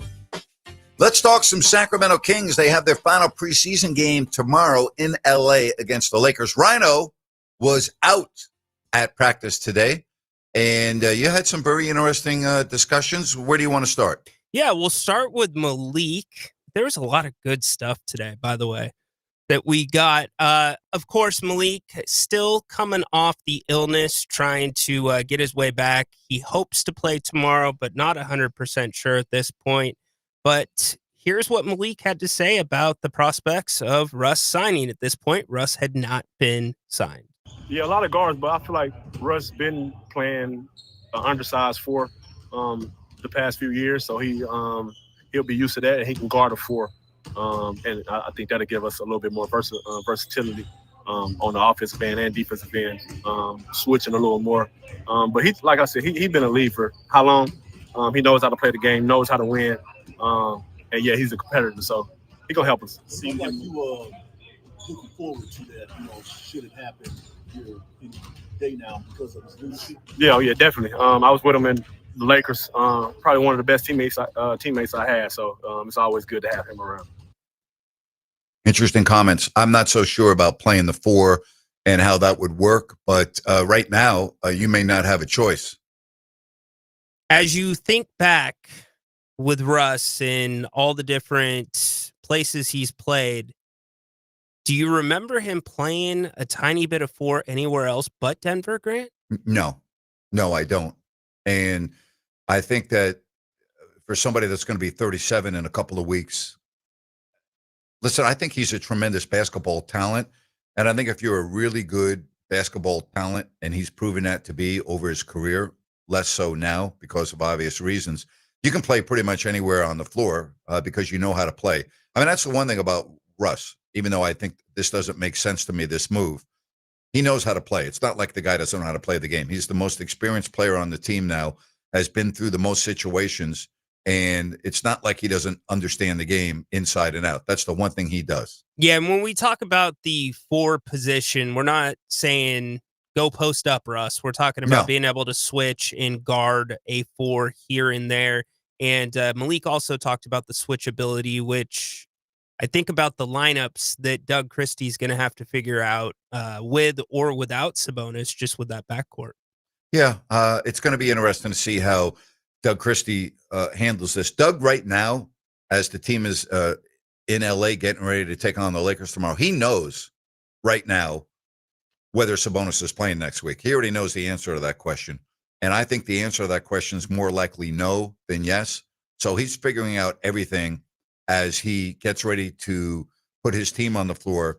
And I got to tell you right now, and I know players can get injured in practice, but right now, I'm not playing any of my main guys tomorrow. And I know they've looked horrible in the preseason, and I get all of that. But what has already been a disastrous preseason, and let's not, camouflage this. This preseason has been a disaster of epic proportion.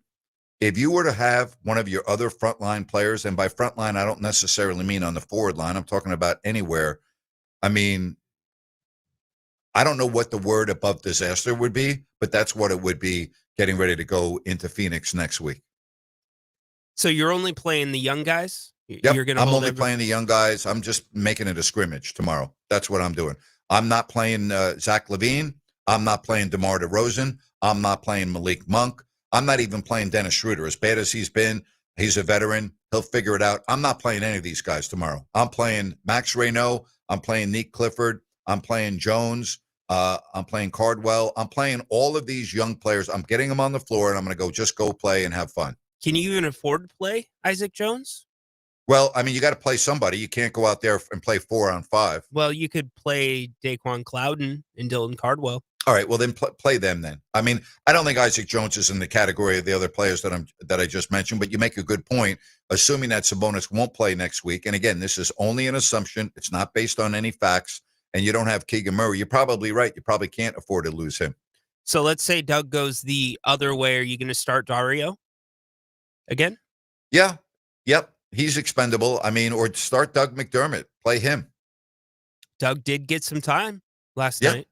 Yeah. Put Doug on the floor. Reward him for being, if it's such a thing as being rewarded in the preseason, for being such a phenomenal teammate. Put him in the game. Start him. Well, I said yesterday or on the postgame show, I would send a message to the starters just to say, look, these guys are playing with the effort, the pace that we want to play with. Why can't you? I get that, but I'm going to go back to this. Doug has been a player, had a long career, and even though his mentality back then may be different than some of the veterans today, I said maybe, he also understands that there are certain vets that don't ramp it up for preseason, don't care about preseason games, and it is a necessary evil, and they deal with it. So there's that part of it as well. Now, if we're having this conversation after the Utah game a week from tomorrow night, then yes. But I don't think you do that based on preseason.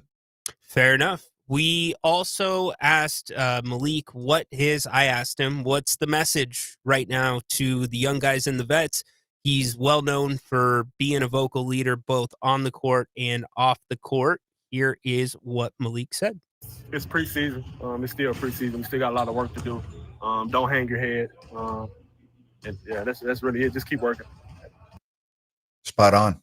100% correct. He's spot on. Malik just has I don't want to say aura, but he's got a twinkle. When he looks you in the eyes, you believe him. He knows it's coming from, or it's coming from his soul. And he's getting a lot of the questions. He's one of the longer tenured teams. What's going on with the 3-pointers? Are you worried about the offense? And Malik has no worries. Here's what he said as well. No, I ain't shot that many threes yet. When I shoot a lot, they'll go in. So that's all. No, I don't feel like we need to improve anything. Zach's a 45% 3-point shooter. Keegan was 39. I feel like I'm going to up mine this year. Keon was 40. We just got to get him up. That's all. Yeah, I'm with Malik. You know what I like about Malik? He talks common sense. Yeah. Like he just gets right to the point. Yep. Not a lot of wasted motion, so to speak, with his interviews, and I like that about him. Very direct. Yeah, I like that about him. I'm fine, but I mean, we're all going to be walking around and being accused of having blinders on if we don't acknowledge how bad this preseason's been and the deficiencies of this team. This team's going to have a real problem keeping teams to under 125 points every night without Keegan Murray. They've got to score. They have to score flat out, Grant. We can't see halves where you're shooting 16.7% from beyond the 3-point line. You can't only have 8 free throws at the half, 7 assists at the half. This team is... Go ahead. No, finish. I was going to say, this team's not built to come back. They're not. Rhino, after the Keegan Murray injury on Friday, and it was revealed the severity of the injury, I did a rant on Monday morning that I put out on my podcast platform, and I said, offense, offense, offense, forget about defense. I don't want to hear about 94 feet anymore. I don't want to hear about all of this nonsense.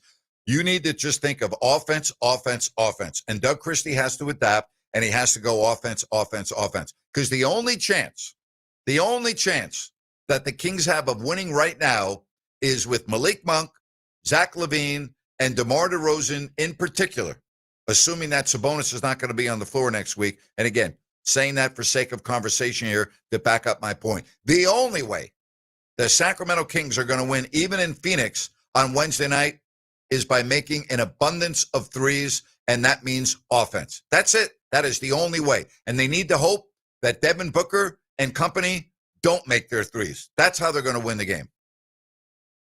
Yes, no doubt about it. They're going to also have to make that extra effort and get a little bit better of that basketball IQ. Because, you know, Brook Lopez got going last night on one bad decision. That's what it was. It was one bad decision. He was the hot guy on the scouting report, and you gave him just a little bit of space. And the next thing you know, the Clippers, who were 0 for 6 at the 4:33 timeout, finished the quarter 5 for 6 from beyond the arc, and Lopez is going on a heater. What's the threat of Brook Lopez? Let him drive. Let him go to the hoop. It's poor basketball acknowledgement, which translates into poor basketball IQ. And this team is going to have to figure it out, and they're going to have to figure it out in a hurry. But if I'm Doug Christie, I'm not playing LaVine tomorrow. I'm not playing DeRozan tomorrow. I'm not playing Monk tomorrow, because without any of those three guys making a high volume of threes, without Keegan Murray, and assuming you don't have Sabonis, there's no chance of winning. No chance. And if he goes a different way, would you play Russ? Would I play Russ tomorrow? If Doug decided to play the starters, would you play Russ tomorrow? Yeah, if he's physically fit and he's been playing and I'm not worried about a muscle issue, then yeah, I would play him. If he's going to go in that direction, yeah, why not? Okay. Well, we're talking a lot about the defense just here in the last couple minutes, but we're going to talk about the offense in the 5 o'clock hour. Interesting exchange between Keon and us, and then Doug. It seemed like he was caught a little bit off guard when asked about Keon's comments, because Grant, the offense has not looked nearly to par for what the Kings are going to need. Nothing's looked to par. There's not one aspect of the game through 3 preseason games that I can compliment. Now, am I being too critical? There's not one aspect of any of the games that I'm looking at where I'm like, oh, okay, good job. I don't see it. What would I talk about? Yeah, but I'm talking about an aspect of basketball. Yes, Zach LaVine's been very good. He's been their best player. Nick Clifford's been very good. But I'm talking about from a team perspective. Is there anything that stands out that you want to compliment over 3 preseason games? No. Me too. I mean, individually, yes. LaVine, excellent. I like what I'm seeing from Nick Clifford. But, I mean, from a team point of view, they're not doing what Doug Christie tells me they're going to do when we hear from him every day. They're not yet ready, or they have not been able to implement what he wants. Okay. After the first game, it was unacceptable. I heard the term unacceptable last night when he talked about the number of layups and dunks that the Clippers were getting. He called that unacceptable. You know, how many times am I going to have to hear the word unacceptable? I'm okay. In the preseason, give me the word unacceptable. I don't want to hear the word unacceptable after the Phoenix Suns game or the Utah Jazz game a week from tomorrow night. I don't want to hear unacceptable. I want to hear, man, I really love the way we competed. I love the way we fought. I love the way we paid attention to detail. And win or lose, that's what I want to hear from the Kings. You know what else I want to hear? I want to hear more of Keon's. It's such a good Well, yeah. By the way, Joe Smith in the YouTube chat. Are we getting Ben Simmons? Not unless he's going to come out of retirement. Why would you want Ben Simmons? Why would anybody want Ben Simmons? What's wrong with people? Seriously, what's wrong with you all? Well, I shouldn't say you all. What's wrong? What was the gentleman's name? Joe Smith. Joe, what's wrong with you? Wake up, would you please? It's unbelievable. Like Joe thinks that like there are these secrets in the NBA. Okay, like Ben Simmons. Oh, you need Ben Simmons. How come nobody else wants Ben Simmons? Have you ever asked yourself that question?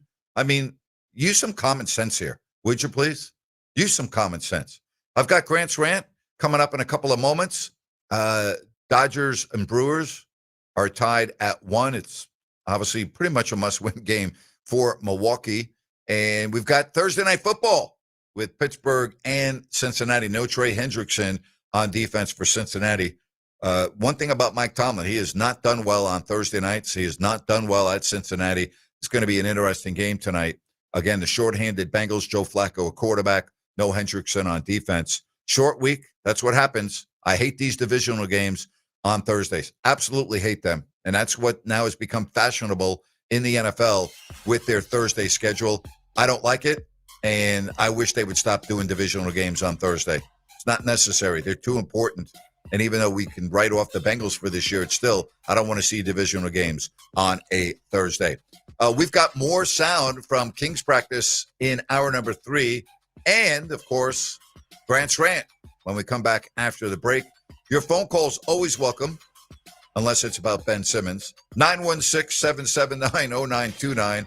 That's 779-0929. The Grant Napear Show, Fox Sports, Sacramento.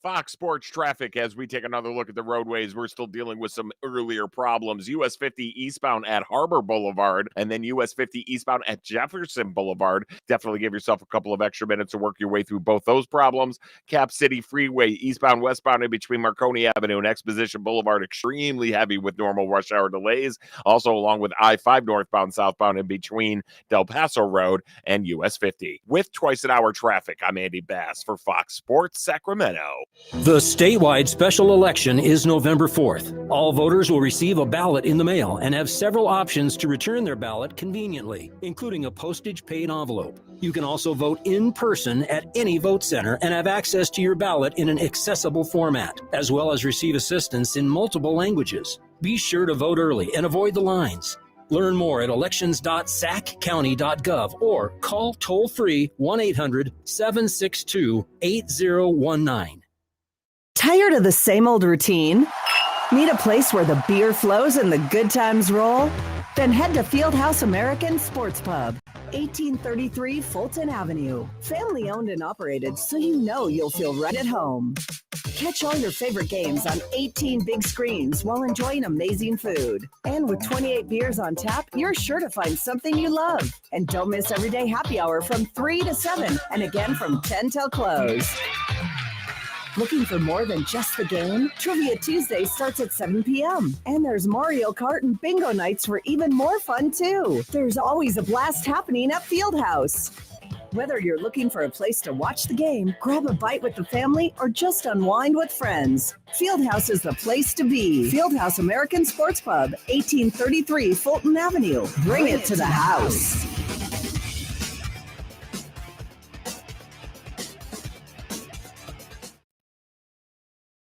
I'm Dan Patrick, and this is Above the Noise. The Steelers' gamble on Aaron Rodgers is paying off, and then some. When Pittsburgh made the bold move to bring in the 41-year-old quarterback, many wondered if they were getting a faded legend or a difference maker. 5 games in, the answer is becoming clearer by the week. Rodgers isn't the MVP caliber quarterback he once was in Green Bay, but he's been everything the Steelers have needed, and then some. Through 5 games, his QBR is 105.4, 6th highest mark of his career. In the 5 seasons, he topped that number. He won the NFL MVP 4 of those. That level of precision is exactly what Pittsburgh has been missing since Ben Roethlisberger retired in 2021. Suddenly, this team looks balanced. The defense remains talented, and the offensive line is holding up with Rodgers steering the ship. There's confidence, poise, and that's been absent for years. The Steelers prep for a Thursday night showdown with the Bengals, and one thing is certain, their biggest weakness of the last half-decade is starting to look like a strength. I'm Dan Patrick, and this is Above the Noise.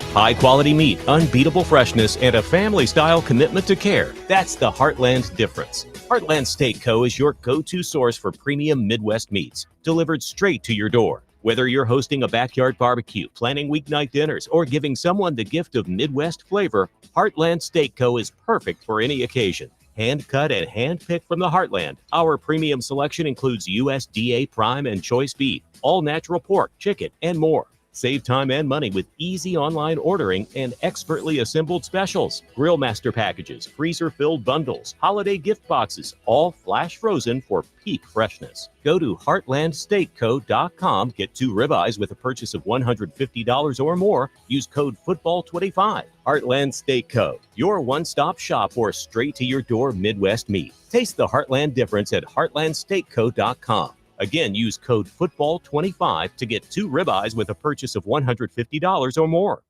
The voice of Sacramento sports is back. Hear Grant Napear every weekday beginning at 3 right here. KSAC 890 AM Olivehurst, K284CM 104.7 FM Sacramento. It's time for Grant. Of the day, 5 o'clock. Rhino, give it to me. All right, Napes. First option, a recent lawsuit filed in Ohio by the family of a high school athlete named Jameer Brown seeks to overturn the state's ban on name, image, and likeness, otherwise NIL compensation of high school athletes. Second choice, group text messages that you did not ask to be a part of. They are the most annoying thing to me. So are they annoying to you? Last option, people who go to gyms and treat them like it's a social event. It's there to get a workout, not to have 10 conversations. Well, I do have a problem with what's going on in both our youth sports and in college. And I talked about this with Chris Landry just a couple of moments ago. All right. Now, we can talk about college sports being a big time business, and I get that.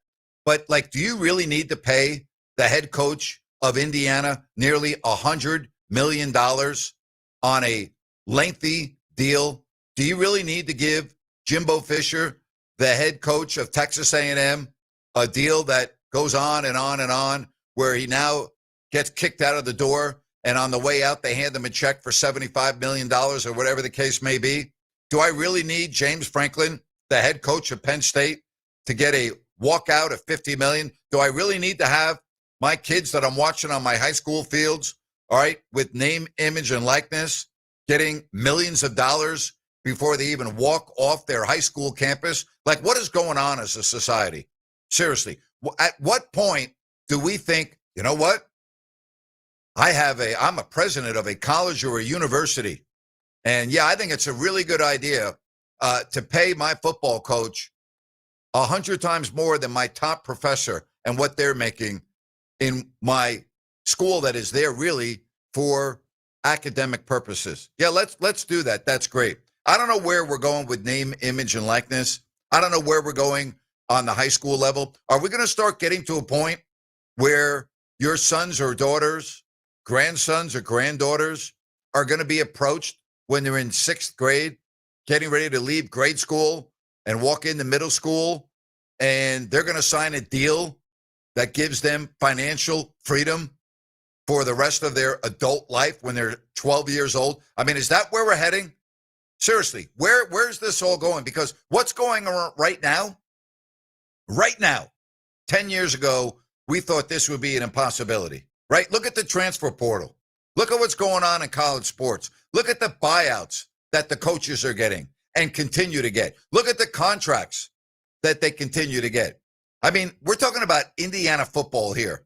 No disrespect if you're an alum of Indiana, but you're going to give your coach a deal because they just won a big road game at Oregon and crushed Illinois? That justifies a contract that is almost $100 million. Have we lost our minds as a society?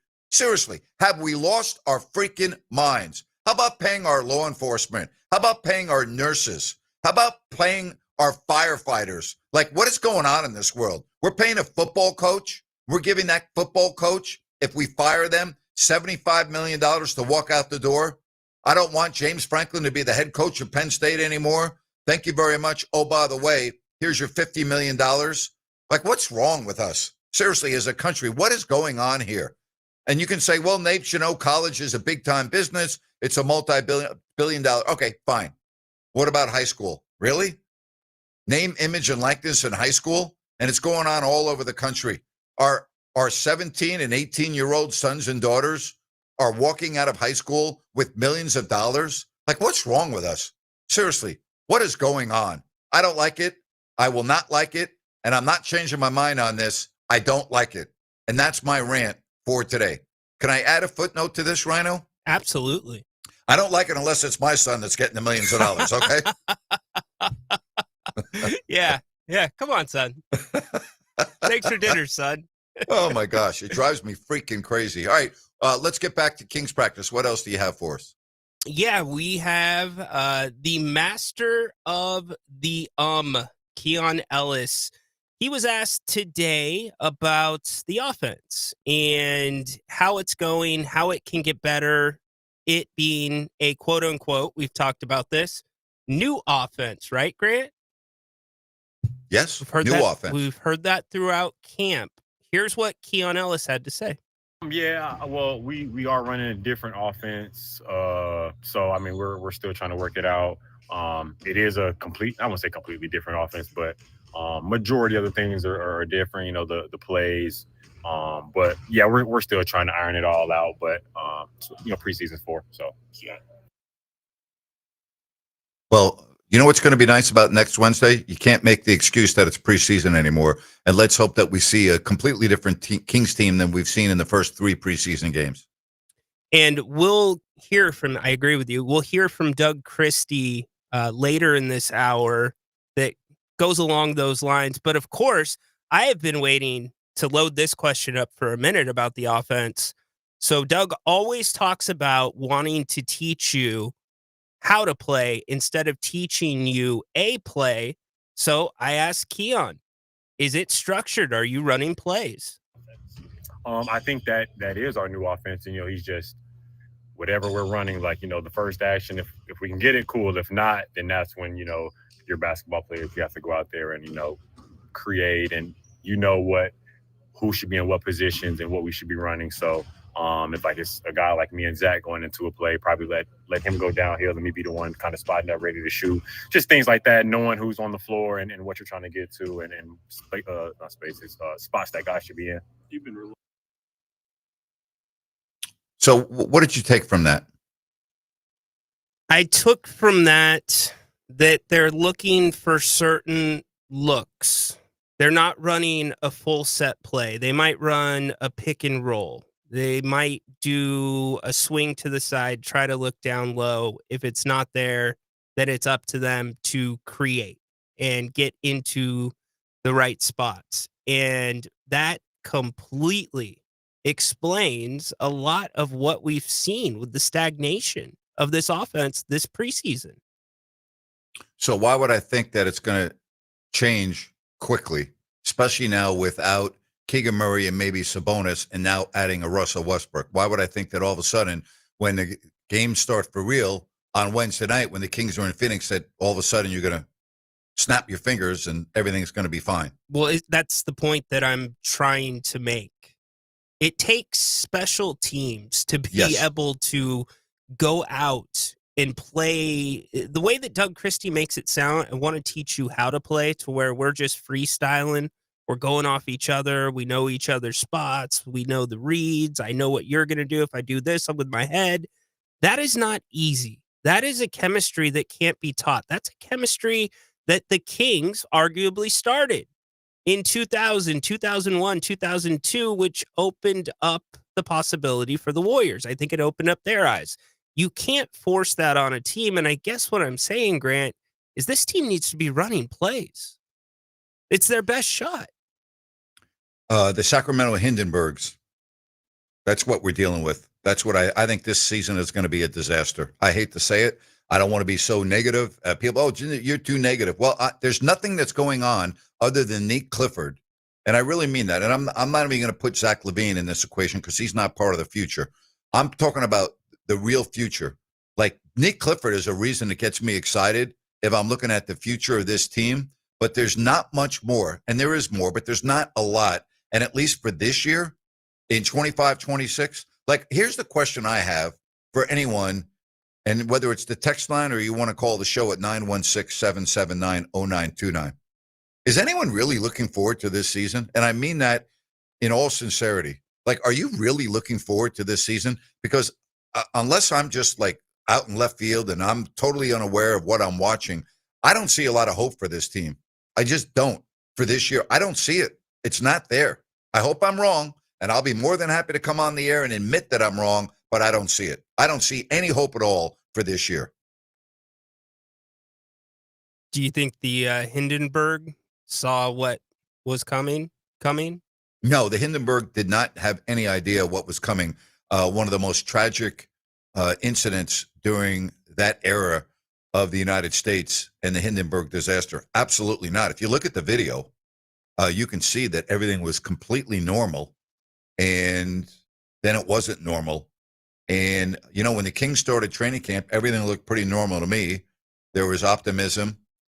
There was the addition of, well, gee, Kings finally have a point guard, right? Weren't we just talking about that? Yeah. We even heard Sabonis talk about that. We've heard DeMar DeRozan talk about that. We heard Malik Monk talk about that. Well, now we have our point guard. Well, the point guard has been the worst player on the court in 3 games, has he not? I hate to keep on picking on Dennis Schroeder, but has there been anyone in 3 games that's looked worse than him? No. 5 assists and 2 turnovers. And his shooting percentage has been dismal. And again, he might be one of these players that doesn't care about preseason. And I've been around veterans like that, so I'm not going to like blow it out of proportion. But we better not be having this conversation next Thursday after the Kings' first game in Phoenix, where we're talking about Dennis Schroeder, who looked awful. That we better not be having that conversation. In being in the building, I don't know. I don't see a fan base showing up with bags on their heads if this does go sideways. I don't. But I think there is going to be definitely some strong boos, whatever you want to call it, some pushback from the fans if you're seeing just kind of that stagnation on the court with some of the older guys. Knowing they won't show up. It won't be that they're showing up with bags on their head. They won't show up, period. There will be a lot of empty seats, and I don't want to see that, and I hope we don't see that, but that's what will happen later on in the season. You and I kind of disagree there, because I think that's when the seats become cheaper and they open up to a market of fans that can't afford to normally go to a game. But might be right. The other thing is, you know, we got on Mike Brown last year for maybe oversharing with the media. He's got his heels dug in. He just got the big contract extension. And Keon mentioned today this idea of picking up 94 feet. They're not asking the guys to go out there and steal the ball before it gets to half court. They just want to have a little bit of pressure. And I think Doug's kind of overplayed what that was going to look like, Grant. Because, I mean, as a basketball purist or anybody that knows the game, picking up 94 feet where you are putting solid pressure for an entire game, any opportunity you have, is so incredibly difficult to do consistently for a game, let alone 82 games. And so I think the expectations need to be reset, and maybe moving into the regular season, just seeing a semblance of a consistency with that might be good for this fan base. The goal is very simple in the NBA when you're talking about picking up 94 feet. And it's not what you might see in your high school gyms where the goal is to create a 10-second backcourt violation or 8 seconds and to steal the ball. In the NBA, that's not the case because you don't really steal the ball in the backcourt from NBA players. They're too good. The goal is to make it more difficult for a team to get into their offense. They're going to get into their offense because, as Keon just said and you just said, the goal is not to steal the ball because it's very difficult to do that at this level. The goal is so that when they get into the half-court offense, they don't have enough time to really initiate what they want to initiate. That's the goal of the 94 feet philosophy. You're putting them in different spots on the floor than where they want to start at. And unfortunately, on the other side, for the Kings, defenses are not doing anything special to get the Kings off their spots so far in 3 preseason games. And that's where Dennis Schroeder, that's exactly what Dennis Schroeder was brought in to do. And as you said, hopefully it flips. Some players are regular season guys. All right, when we come back, we'll have more sound and Doug Christie, and the Kings are in L.A. getting ready to take on the Lakers tomorrow. If you're joining us late, the Russell Westbrook signing is official. It's signed, sealed, and delivered. Tomorrow we'll have more news on Sabonis, but Chris Haynes reporting earlier this afternoon that it is a mild hamstring strain, and if it's mild, generally speaking, we're talking 1 to 3 weeks. I would say closer to 1 than 3 based on the history, based on the medical care that he's going to be receiving. But, okay, that's the timetable if Chris Haynes is accurate, and I have no reason to say otherwise. We'll have more from the Kings when we come back. The Grant Napear Show on Fox Sports Sacramento. Fox Sports traffic as we take another look at the roadways. Some heavy rush hour delays and a couple of problems. Disabled vehicle left lane blocked I-80 eastbound at Yolo Causeway. You're backed up pretty much solid to about Mace Boulevard, County Road 104. Give yourself that extra time to work your way through there. Heavy rush hour delays exist, especially Cap City Freeway in between Marconi Avenue and Exposition Boulevard, and US 50 in between Howe Avenue and I-5. With twice an hour traffic, I'm Andy Bass for Fox Sports Sacramento. Hey, it's Grant Napear for Village Financial Group.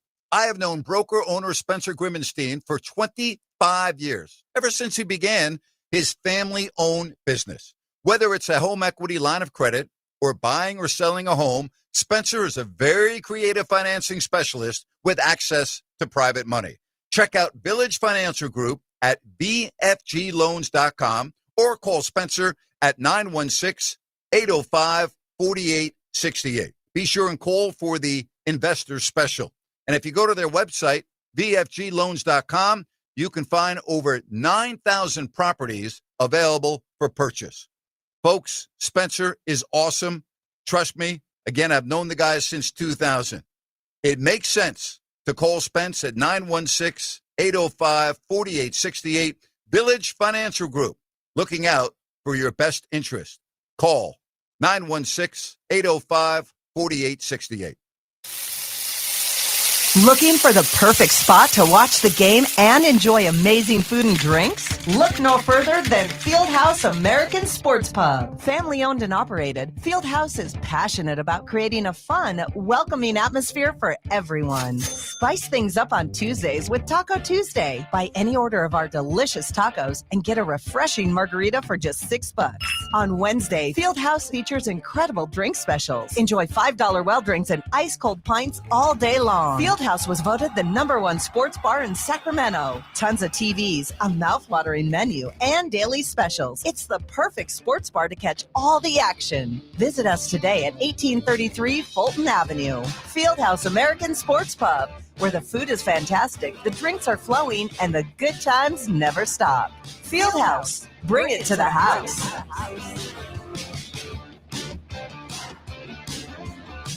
For more than 4 decades, Sierra Pacific Home and Comfort has been trusted by home and business owners for their professional expertise in heating, air conditioning, and solar energy. Your home is your castle, and at Sierra Pacific, we thank you for 40 great years of trusting us to protect your castle. Sierra Pacific Home and Comfort, solar, heating, and air. SierraPacificHome.com. Sierra Pacific Solar Heating and Air. The guys in the big red trucks.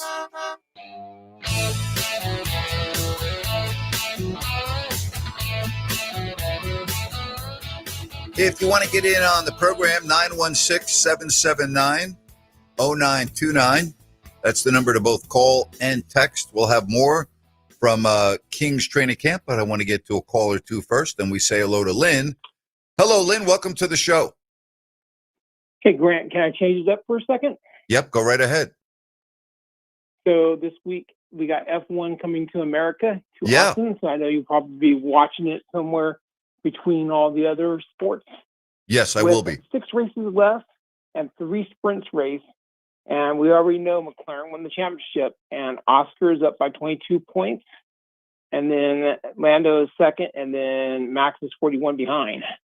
Who do you think out of those 3 are going to win the championship between those 3 drivers? Well, I think what's really interesting is how is McLaren going to prioritize Piastri or Norris? As you know, they have kind of bumped heads a little bit here as of late. And there seem to be, and again, you know, a lot of fans that maybe follow F1 or don't follow F1.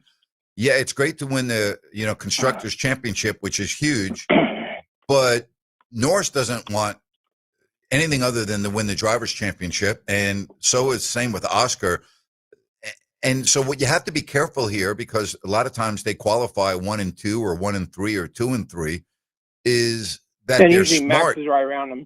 Right, exactly. And to be smart while they're being competitive, because they both want the championship desperately, but not knock each other off the track and allow Max Verstappen to inch closer and make this interesting here in the final 2 weeks. That's what my concern would be if I'm looking at this from Zach Brown's perspective, is that you have 2 guys that both deserve it. They both have had great years.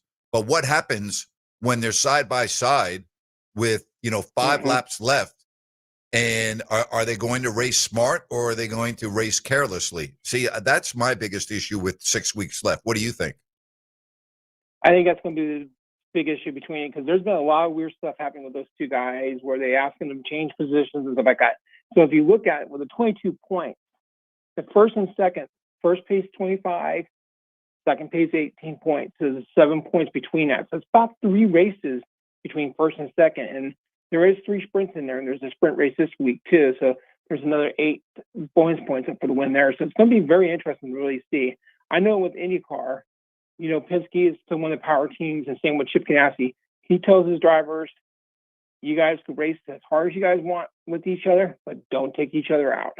That has always been the rule with Ganassi Racing and Penske Racing. Well, I think what's going to be really interesting, what's going to be interesting, if the championship is up for grabs and it's close in the final week, that is going to be some drama with Piastri and Norris, especially if they both qualify in the top 3 in the final race of the year and the championship is up for grabs. That is going to be fun to watch, because they're going to be going all out, and they're not going to be worried about cutting off the other guy. You know what I mean? I'm exaggerating a little bit, but then at that point, it's may the best man win. And we got 6 more races, so I'll be able to look at this, and we'll be able to hopefully talk a little bit more racing while we watch the end of the championship. Grant, I am so glad that you went and watched that F1 race. Yeah, show I'm addicted now. Now I can actually talk racing to you, man. I know. How about that? Things change. Talk racing. But don't think that I'm going to start playing fantasy football, because that's never going to happen, Lynn. All right, I have my limits. I want to tell you one fantasy sports, and you're going to laugh at this.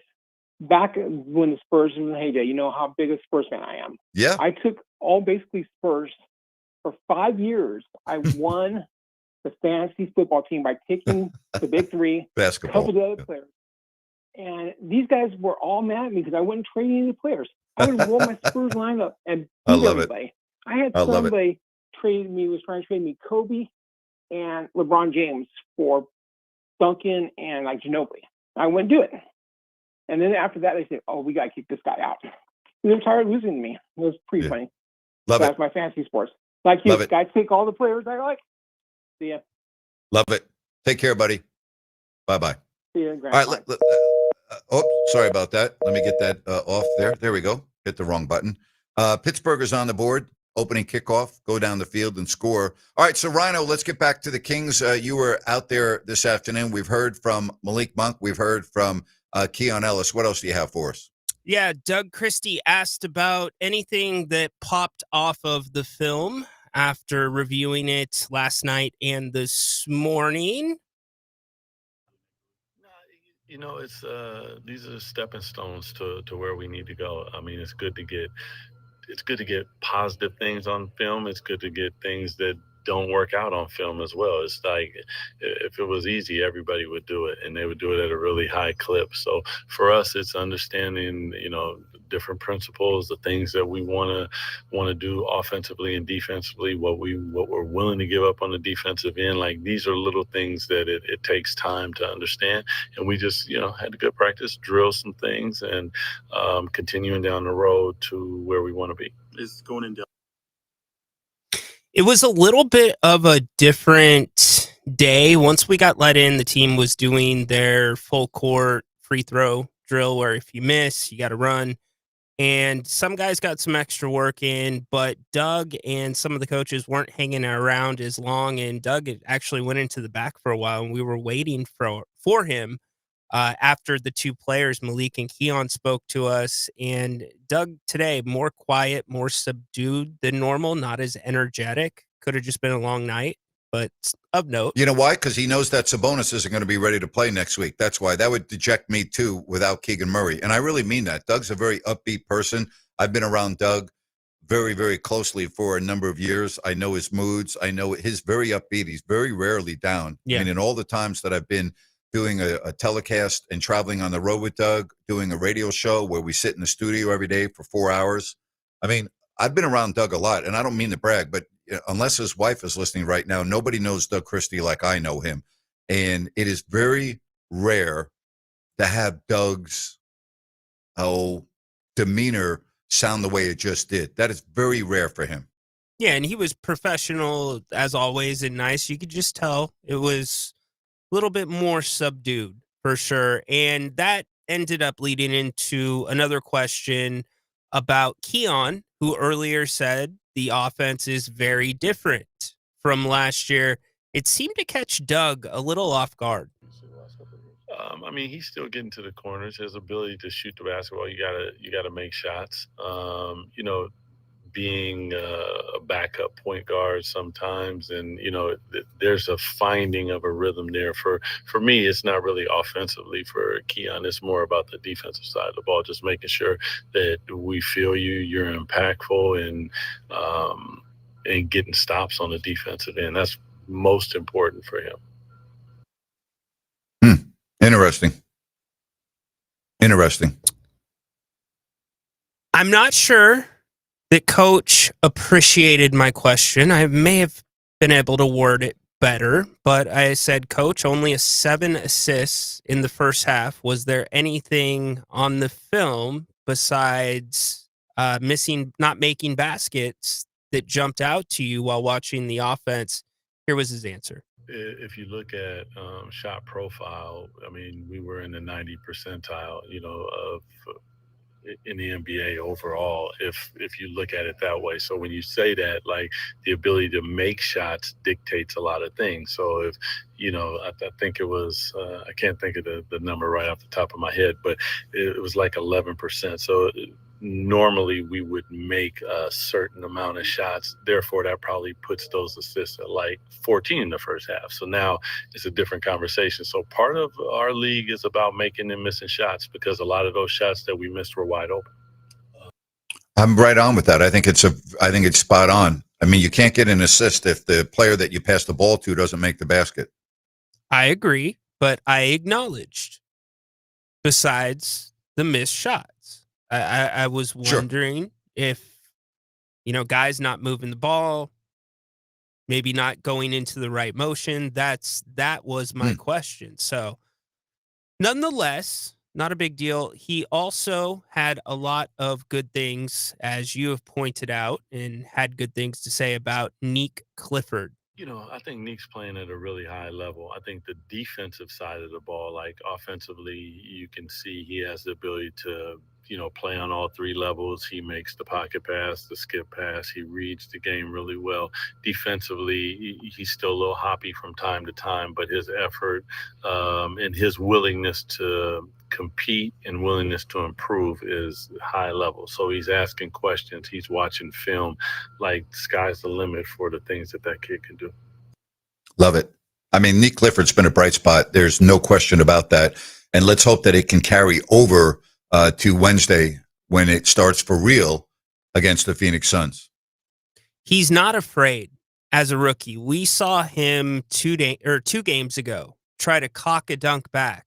Maybe it was last game. Excuse me. Anyways, in the preseason, we saw him try to cock one back and go right at the rim, which I love seeing from a rookie. And then on the defensive end last night, he was not afraid to go chest to chest with Kawhi Leonard. He actually played him really well until the end of the shot, or right before Kawhi got the shot off, and he reached over just a little bit too much, didn't stay vertical, but I like that mindset from a rookie. I do too. Hey, I wanted to point out, like, Doug Christie's personality.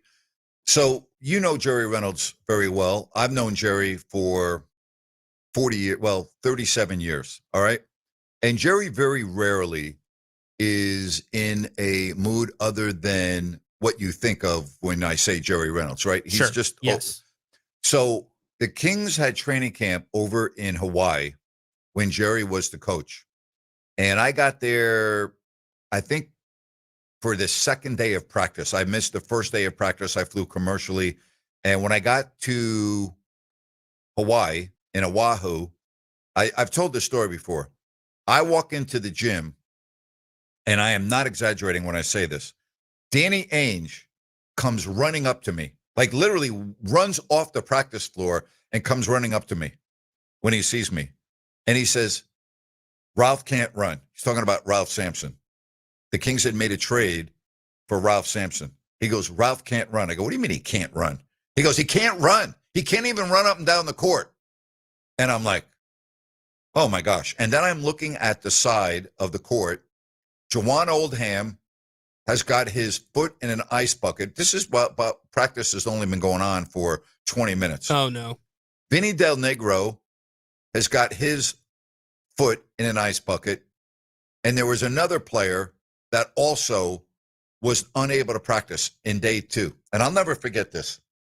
So after practice, I'm standing with Jerry, Marty McNeil, who at the time covered the Kings, and along with Ari Graswich and Don Drysdale, okay?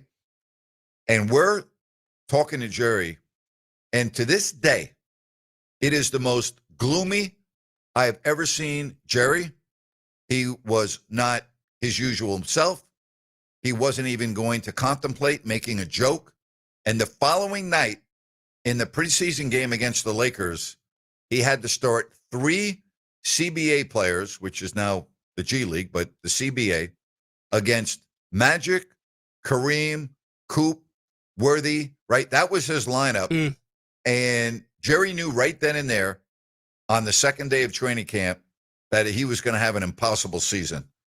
And when Bill Russell made the trade for Ralph Sampson, he didn't even bother giving him a physical. And everyone knew that Ralph had bad knees, but he really couldn't even run.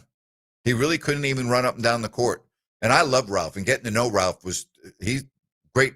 Really enjoyed Ralph. I'll never forget at the end of a road trip, Ralph had an issue with transportation for this particular trip. And so I live fairly close to Ralph.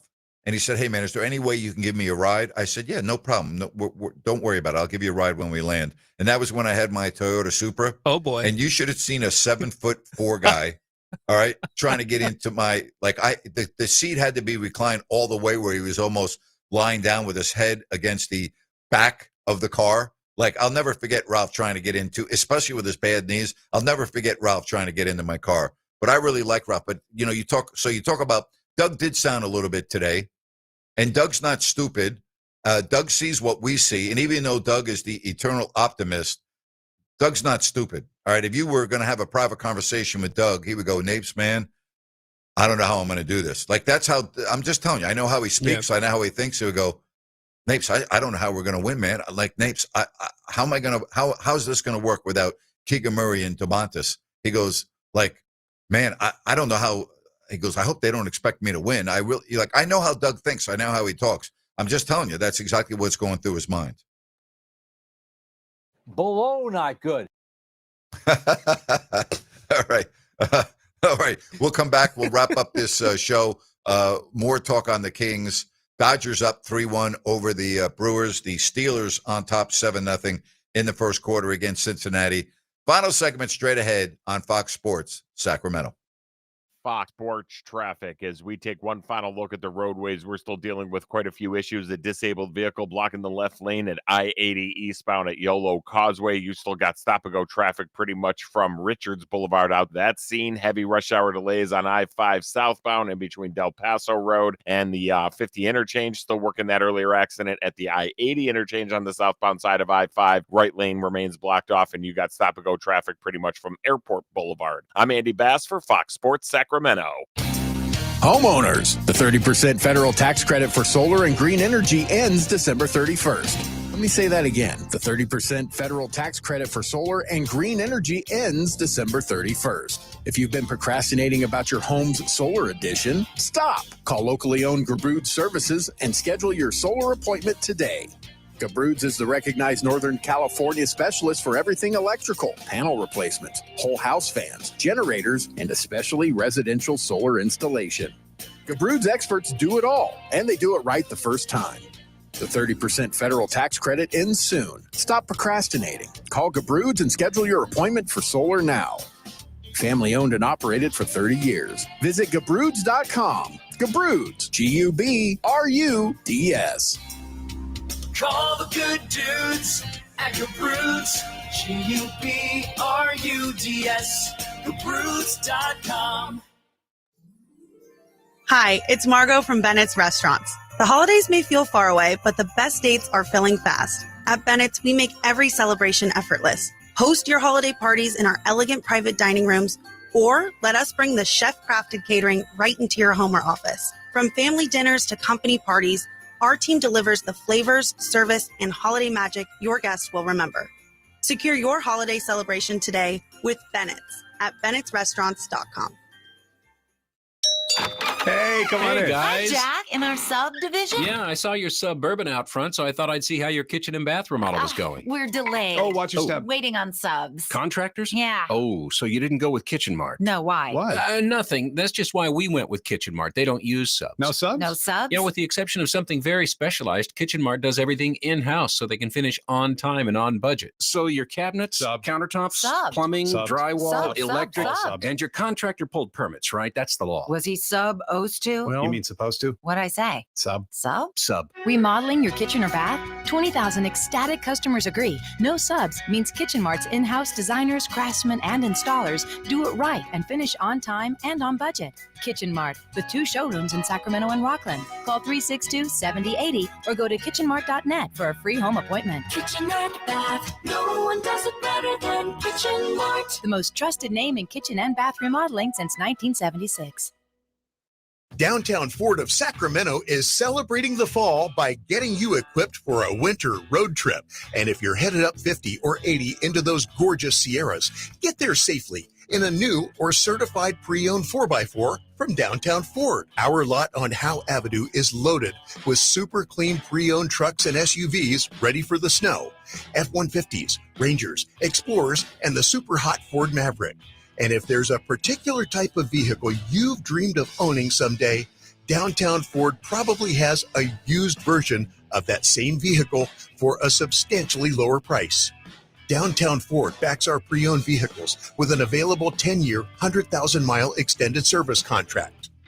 We're the oldest Ford dealership in California, and we're super proud of our heritage of providing great American Ford cars and trucks to the people of Sacramento for more than a century. Visit us online at downtownfordsacramento.com.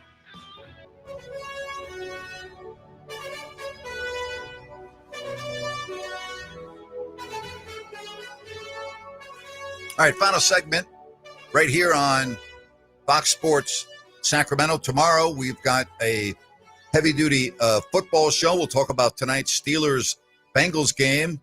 Get you ready for the Kings and the Lakers. Don't forget that I will be on my podcast over on YouTube right after the Bengals and the Steelers tonight. So as we get ready for tomorrow's final Kings game, gut feeling, you think Doug Christie's going to coach this game with most of his regulars, or do you think he's going to back off based on the injuries that we've seen already to two key players? I think he's going to go young. I think you'll see a couple of the starters out there, guys that will be part of the rotation, maybe them in the starting lineup. But I think this was going to be the game where you were going to probably rest guys and give the two-way guys extended run. Well, I'm not putting Zach LaVine on the court. You agree? No chance. Yeah, I'm not playing him.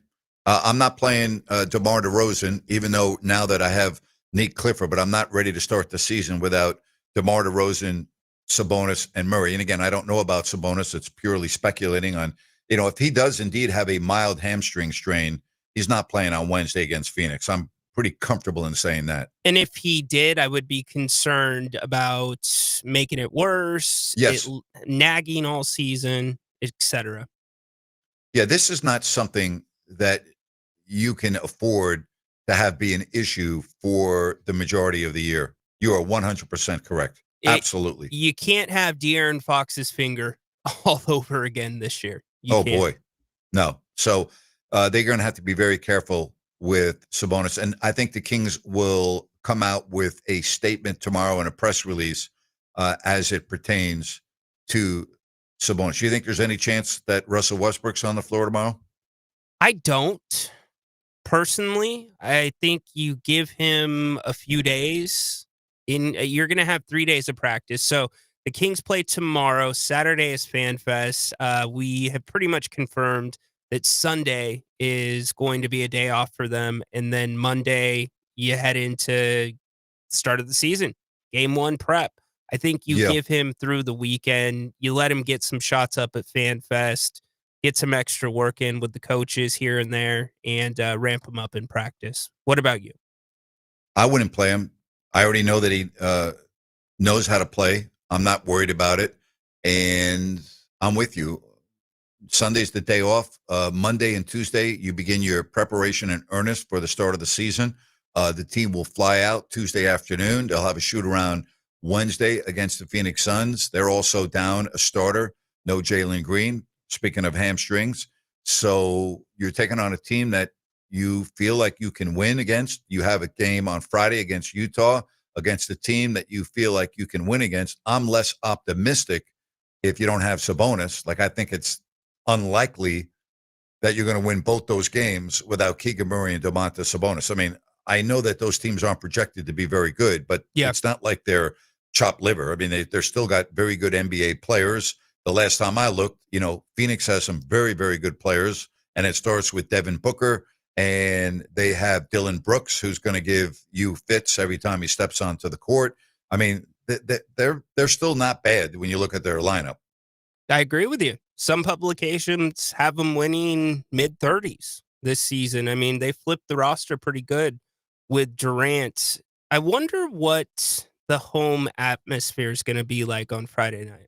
It will be sold out. I think it will be energetic. I think it will be fun. But if the Kings do lose to Phoenix and don't play well, I think the majority of fans will be walking into the arena with very little hope. Like, they won't have their hopes up. I do believe that. Interesting. I think. You know what, Ryan? I'm going to just say this. The best thing about the Kings fans and the worst thing about the Kings fans, to me, is very simple over my experience of being in this market since 1987, is that they live and die with every game. And you can't live and die with every game in the NBA unless it's the last game of the year. You can't do it. I'm looking at 5-game increments. I've always gone that way. You're going to have good 5-game stretches. You're going to have bad 5-game stretches. You cannot, particularly early in the season, live and die with every game. And that's, again, the worst thing about the Kings fans and the best thing about Kings fans, because they care so much and they're such loyal fans and they're passionate, but they live and die with too many games. Can't do it every night. Can't do it. Very well put, partner. Don't check your 401k every day. That's exactly right. Do not check the 401k every day, but you might want to look at the extended forecast every day, especially if you have not had a maintenance checkup on your heater, because you're going to be needing that soon. And that's where I love talking about DAS Mechanical. And I was able to break bread with Nick last month and learned why their business is successful as it is. And then after going on the website, dasmechanical.org, it really made sense to me when I read all of their 5-star reviews and their best of the best awards. They're HVAC retrofit and service specialists. They also do new systems. And if you should need a new system, well, yeah, it's going to cost some money. You know that, but there are up to $6,000 in rebates available to you, including a $2,000 federal tax credit. But you need to act on that because it is due to go away at the end of the year. Homeowners, businesses for commercial maintenance, Sacramento and Placer counties, DAS Mechanical does it all. And right now, through the end of November, a $69 special for a winter maintenance checkup. All right, so go to dasmechanical.org, D as in dog, A, S as in Sam, mechanical.org. You can book everything right online, right there. Book everything online. And again, look at all their great reviews and their best of the best awards. That's dasmechanical.org, family owned and operated since 2018. So doing the show with you last night over on our podcast on YouTube, I would say it was 97 or 98% of people standing on the bow of the Titanic. That was the feeling I had after the game last night. And I was also upset. I'm not going to lie to you. I was discouraged. So I'm being very transparent here. I was upset. I was like, what on earth is going on?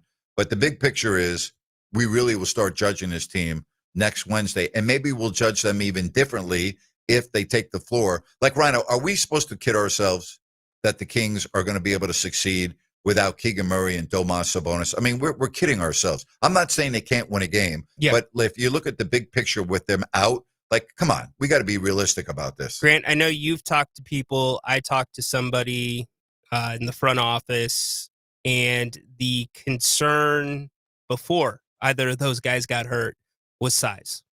Yes. And you are without your starting front line. Yes, correct. And your depth behind them is the weak point of this team. The strength of your team is the depth in the backcourt. The strength of this team is not the depth on the front court, on the front line, right? So, that doesn't all of a sudden change because you want it to change, because you want to put into your head a better thought. And so you tell yourself, oh, everything's going to be fine. No, it's not going to be fine. Okay, now you might win a game. You might win 2 games. You might win because you're making threes. But if you're at a night where you're not making a high volume of threes, you're going to get blown off the court. You're going to get annihilated. I was kicking this around with somebody today that also covers the Kings. Do you think there could be another move before Wednesday? Unlikely. I think it's unlikely. And if there were to be another move, I don't think that helps you on Wednesday.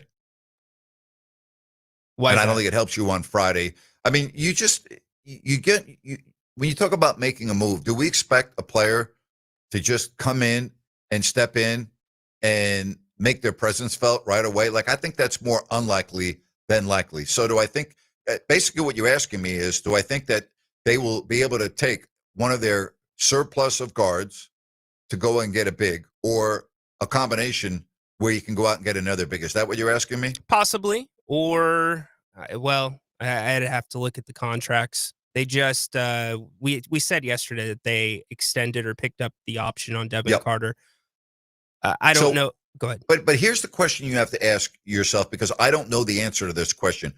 What is the organization's goal of this year? I've heard Scott Perry talk about what this year is about, and very rarely, if at all, has he ever mentioned wins and losses when he talks about what he wants for this year. I've never heard him put a number. I haven't heard him say winning or losing. It's about culture. It's about, all the 6 principles. Right. But he doesn't talk about, well, we have to win. He doesn't even say that. So what is the goal of the franchise? I know Doug wants to win. I get that, and he should. But what is the expectation of the fan base? And I would say right now, today, on the 16th of October, the expectations of this fan base is very, very low. Very low. Do you agree? Yes, I do agree that the expectation's low, and I think culture is the key word there.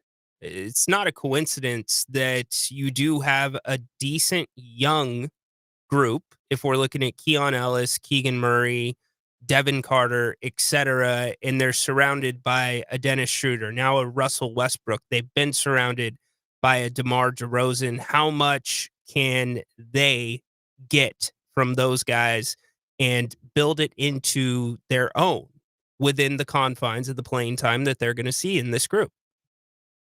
I personally think that this will be the same mantra next year, because I think next year there are going to be so many new players on this team that we're going to hear the same thing over and over again. I think this thing is going to be a disaster this year.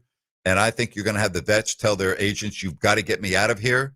And I think that it's going to be a year of transition. This is going to be another transitional year with cleaning out what you want to clean out and bringing in exactly what you want.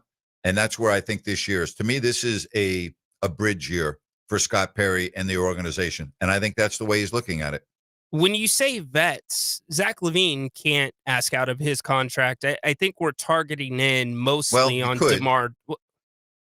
I mean, what happens if Zach LaVine is so unhappy that he's like, well, I'm not going to get $50 million anywhere else, but I might be able to get $30 million, and I have so much money I can't even spend it all. And at this point in my career, I want to go to a team where I can play, be happy, and want to be there. Maybe he will. I mean, we automatically assume, but when we get to a certain point monetarily with human beings, like at some point, don't you have enough money to still live the exact same quality of life you want forever? And if you make, let's say, $15 million less, that you can still do the exact same thing that you were doing with $15 million more. That's how outrageous the salaries are in the NBA. So why couldn't he?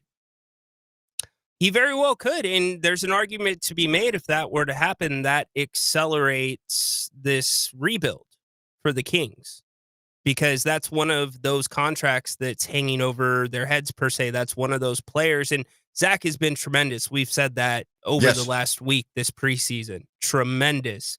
But it's one of those guys that doesn't allow one of your younger pieces to get some extended time. Well, and I think that is so important this year because the future to me is the future with guys that we know need to be on the floor. And I think their growth is going to be retarded. And that's why when I say retarded, I'm talking about it's going to be held back, right? You're preventing the acceleration process of your young players when you bring in a Russell Westbrook. Like you're not helping the Keon Clark process. You are almost eliminating any hope of the Devin Carter acceleration, if that is to be. I don't see how he could possibly step onto the floor. So those are the things that I think we're going to be talking about a lot throughout this year. Tomorrow, and then we're going to start talking about the 40th anniversary of the Sacramento Kings being in Sacramento. And I'm going to have some guests that are coming up that were a huge part of the Kings coming to Sacramento. And we're going to go into history a little bit, plus college and the NFL talk tomorrow. My thanks to Chris Landry from LandryFootball.com. Don't forget, tonight, after Thursday Night Football, I will be on YouTube. If you don't like that, we can talk more Kings, NFL, anything else you want. Dodgers on top of the Brew Crew 3-1. Huge game for Milwaukee, obviously down 2 games after losing both on their home field. Hope you have a good evening. Can't wait for tomorrow at 3 o'clock. Until then, Grant Napear saying so long, everybody, and thanks for listening to the Grant Napear Show on Fox Sports Sacramento. Bye-bye.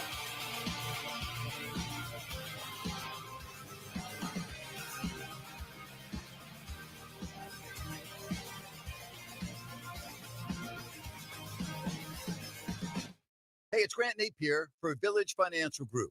I have known broker owner Spencer Grimmenstein for 25 years, ever since he began his family-owned business. Whether it's a home equity line of credit or buying or selling a home, Spencer is a very creative financing specialist with access to private money. Check out Village Financial Group at vfgloans.com or call Spencer at 916-805